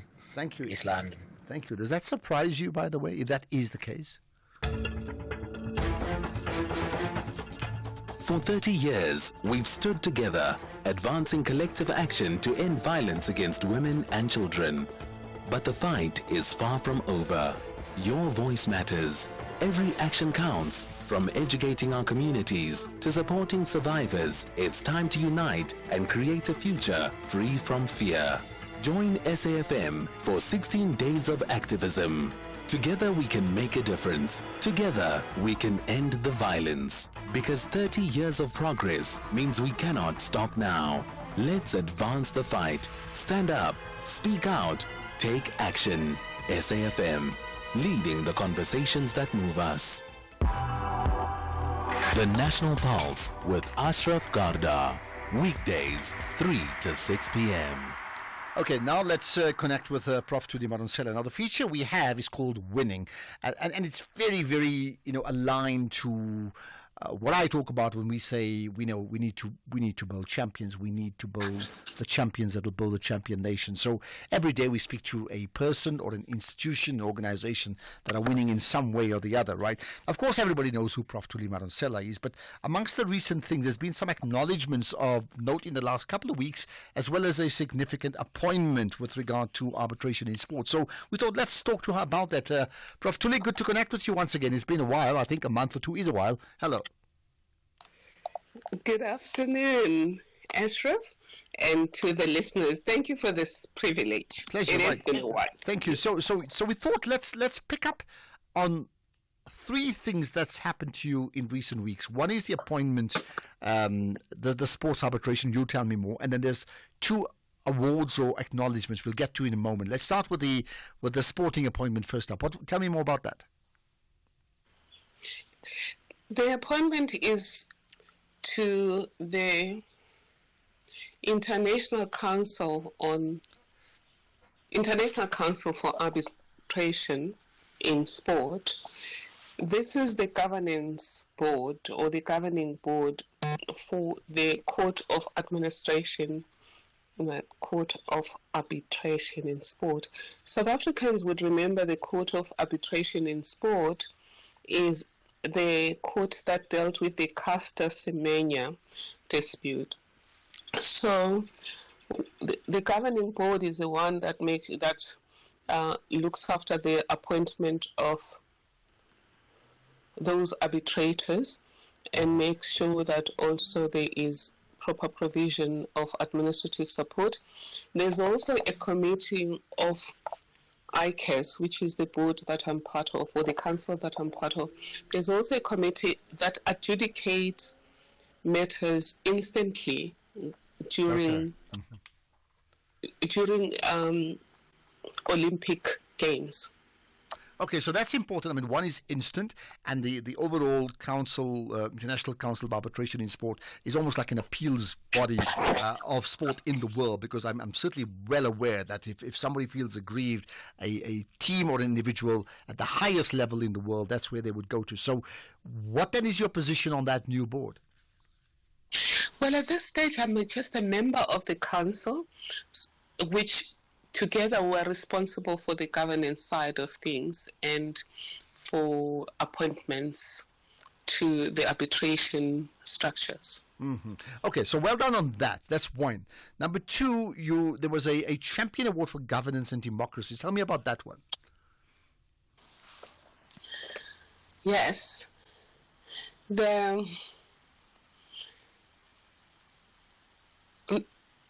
The awards that I got recently, one was very unusual, which was an award for glamour, but I saw recognizing the human rights work that I've been involved in, and which is still important, even though it is from Glamour magazine. People might think it's about glamour only. I do think that Glamour magazine's introduction of human rights, or mainstreaming human rights into the fashion industry, is a wonderful way of making sure that everyone is aware of human rights issues. Then there's the one that is directly by an organization that monitors governance and democracy, which is called Afrique Activist. It's sort of a French word, and they gave me an award for being a champion of governance as a laureate, champion of governance and democracy. Okay. 2024. And that's also significant. I mean, I think your point about glamour is very well made. Now, the other part linked to that is of course, then, regarding the Center for Social Justice, of which you chair, you had your awards, your social justice champions. So you know there, I have an interest in that. I'll declare that up front. I was part of the adjudicating committee, the one that Athol Williams won. But again, right, even that, it speaks so much of your credibility in actually in ensuring that you bring that issue around the social justice champion of the year to the forefront, isn't it? No, absolutely.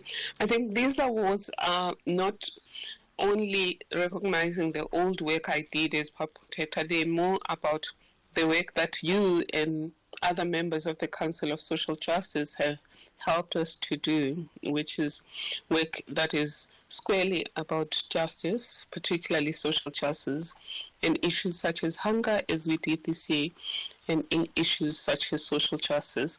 So, for example, the Glamour magazine says the Humanitarian Industry Icon Award, and there's a very close relationship between social justice and humanitarian work, because one component of social justice that is not the full story on social justice, but it is an important story, is looking after poor people, uplifting people out of poverty, and also lifting people out of hunger, which is some of the work that the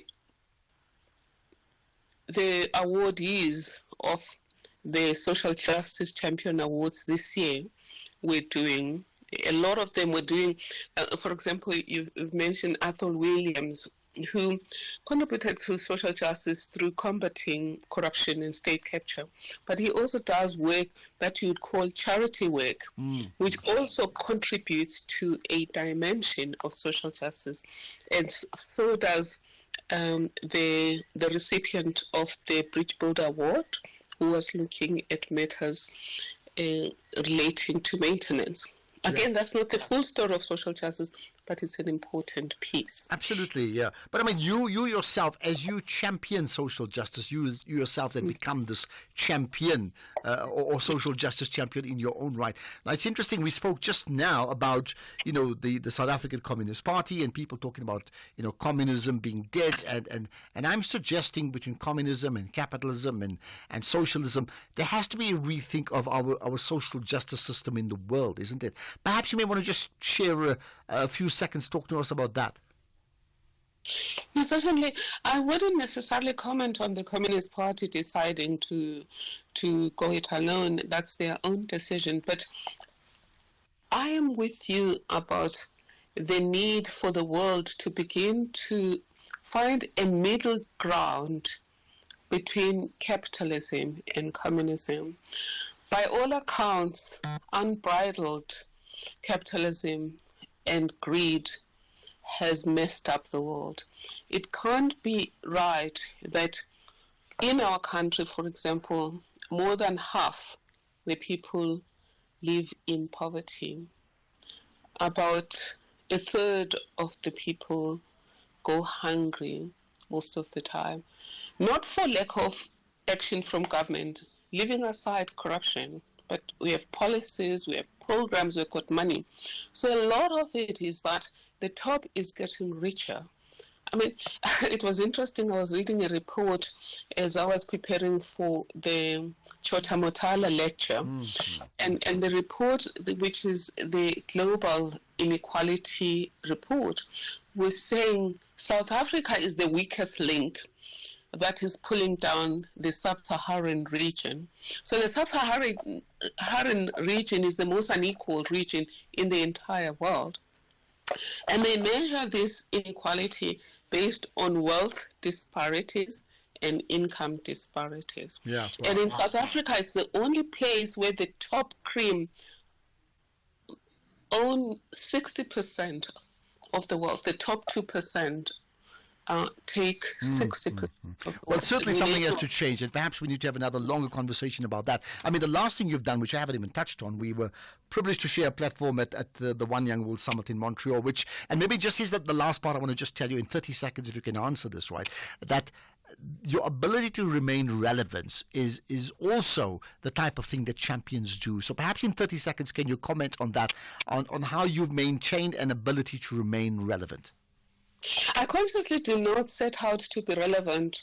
I consciously continue to serve for justice and to work with people like yourself, Kate Robertson, and the entire One Young World community, which is a bunch of young people from all over the world that are creating a better world. So for me, accidentally I become relevant because I never sought to serve with a title. It's always been about how do I make this place a better world for me, for my children, for all of humanity, because as long as there's injustice somewhere, there can't be sustainable peace anyway. Yeah, as long as there's unhappiness somewhere in the world, none of us can be sustainably happy. That's where we're going to leave it for you to sort out your number one issue for the year, which is hunger. So we leave you to that. Appreciate your time and glad that we could chat to you on this feature we called Winning. Prof. Thuli Madonsela, thank you for that. That's the show. All the interviews, including this one, are up as a podcast immediately. Check it out, safm.co.za. Let's get to the news now. Here's Greg Hoos.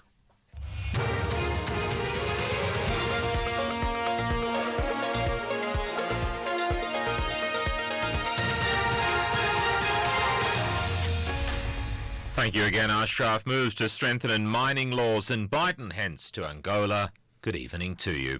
The chairperson of Parliament's Portfolio Committee on Minerals and Petroleum Resources, Mikatika Mkharule, says it'll have inputs to strengthen laws governing artisanal mining. He says the committee will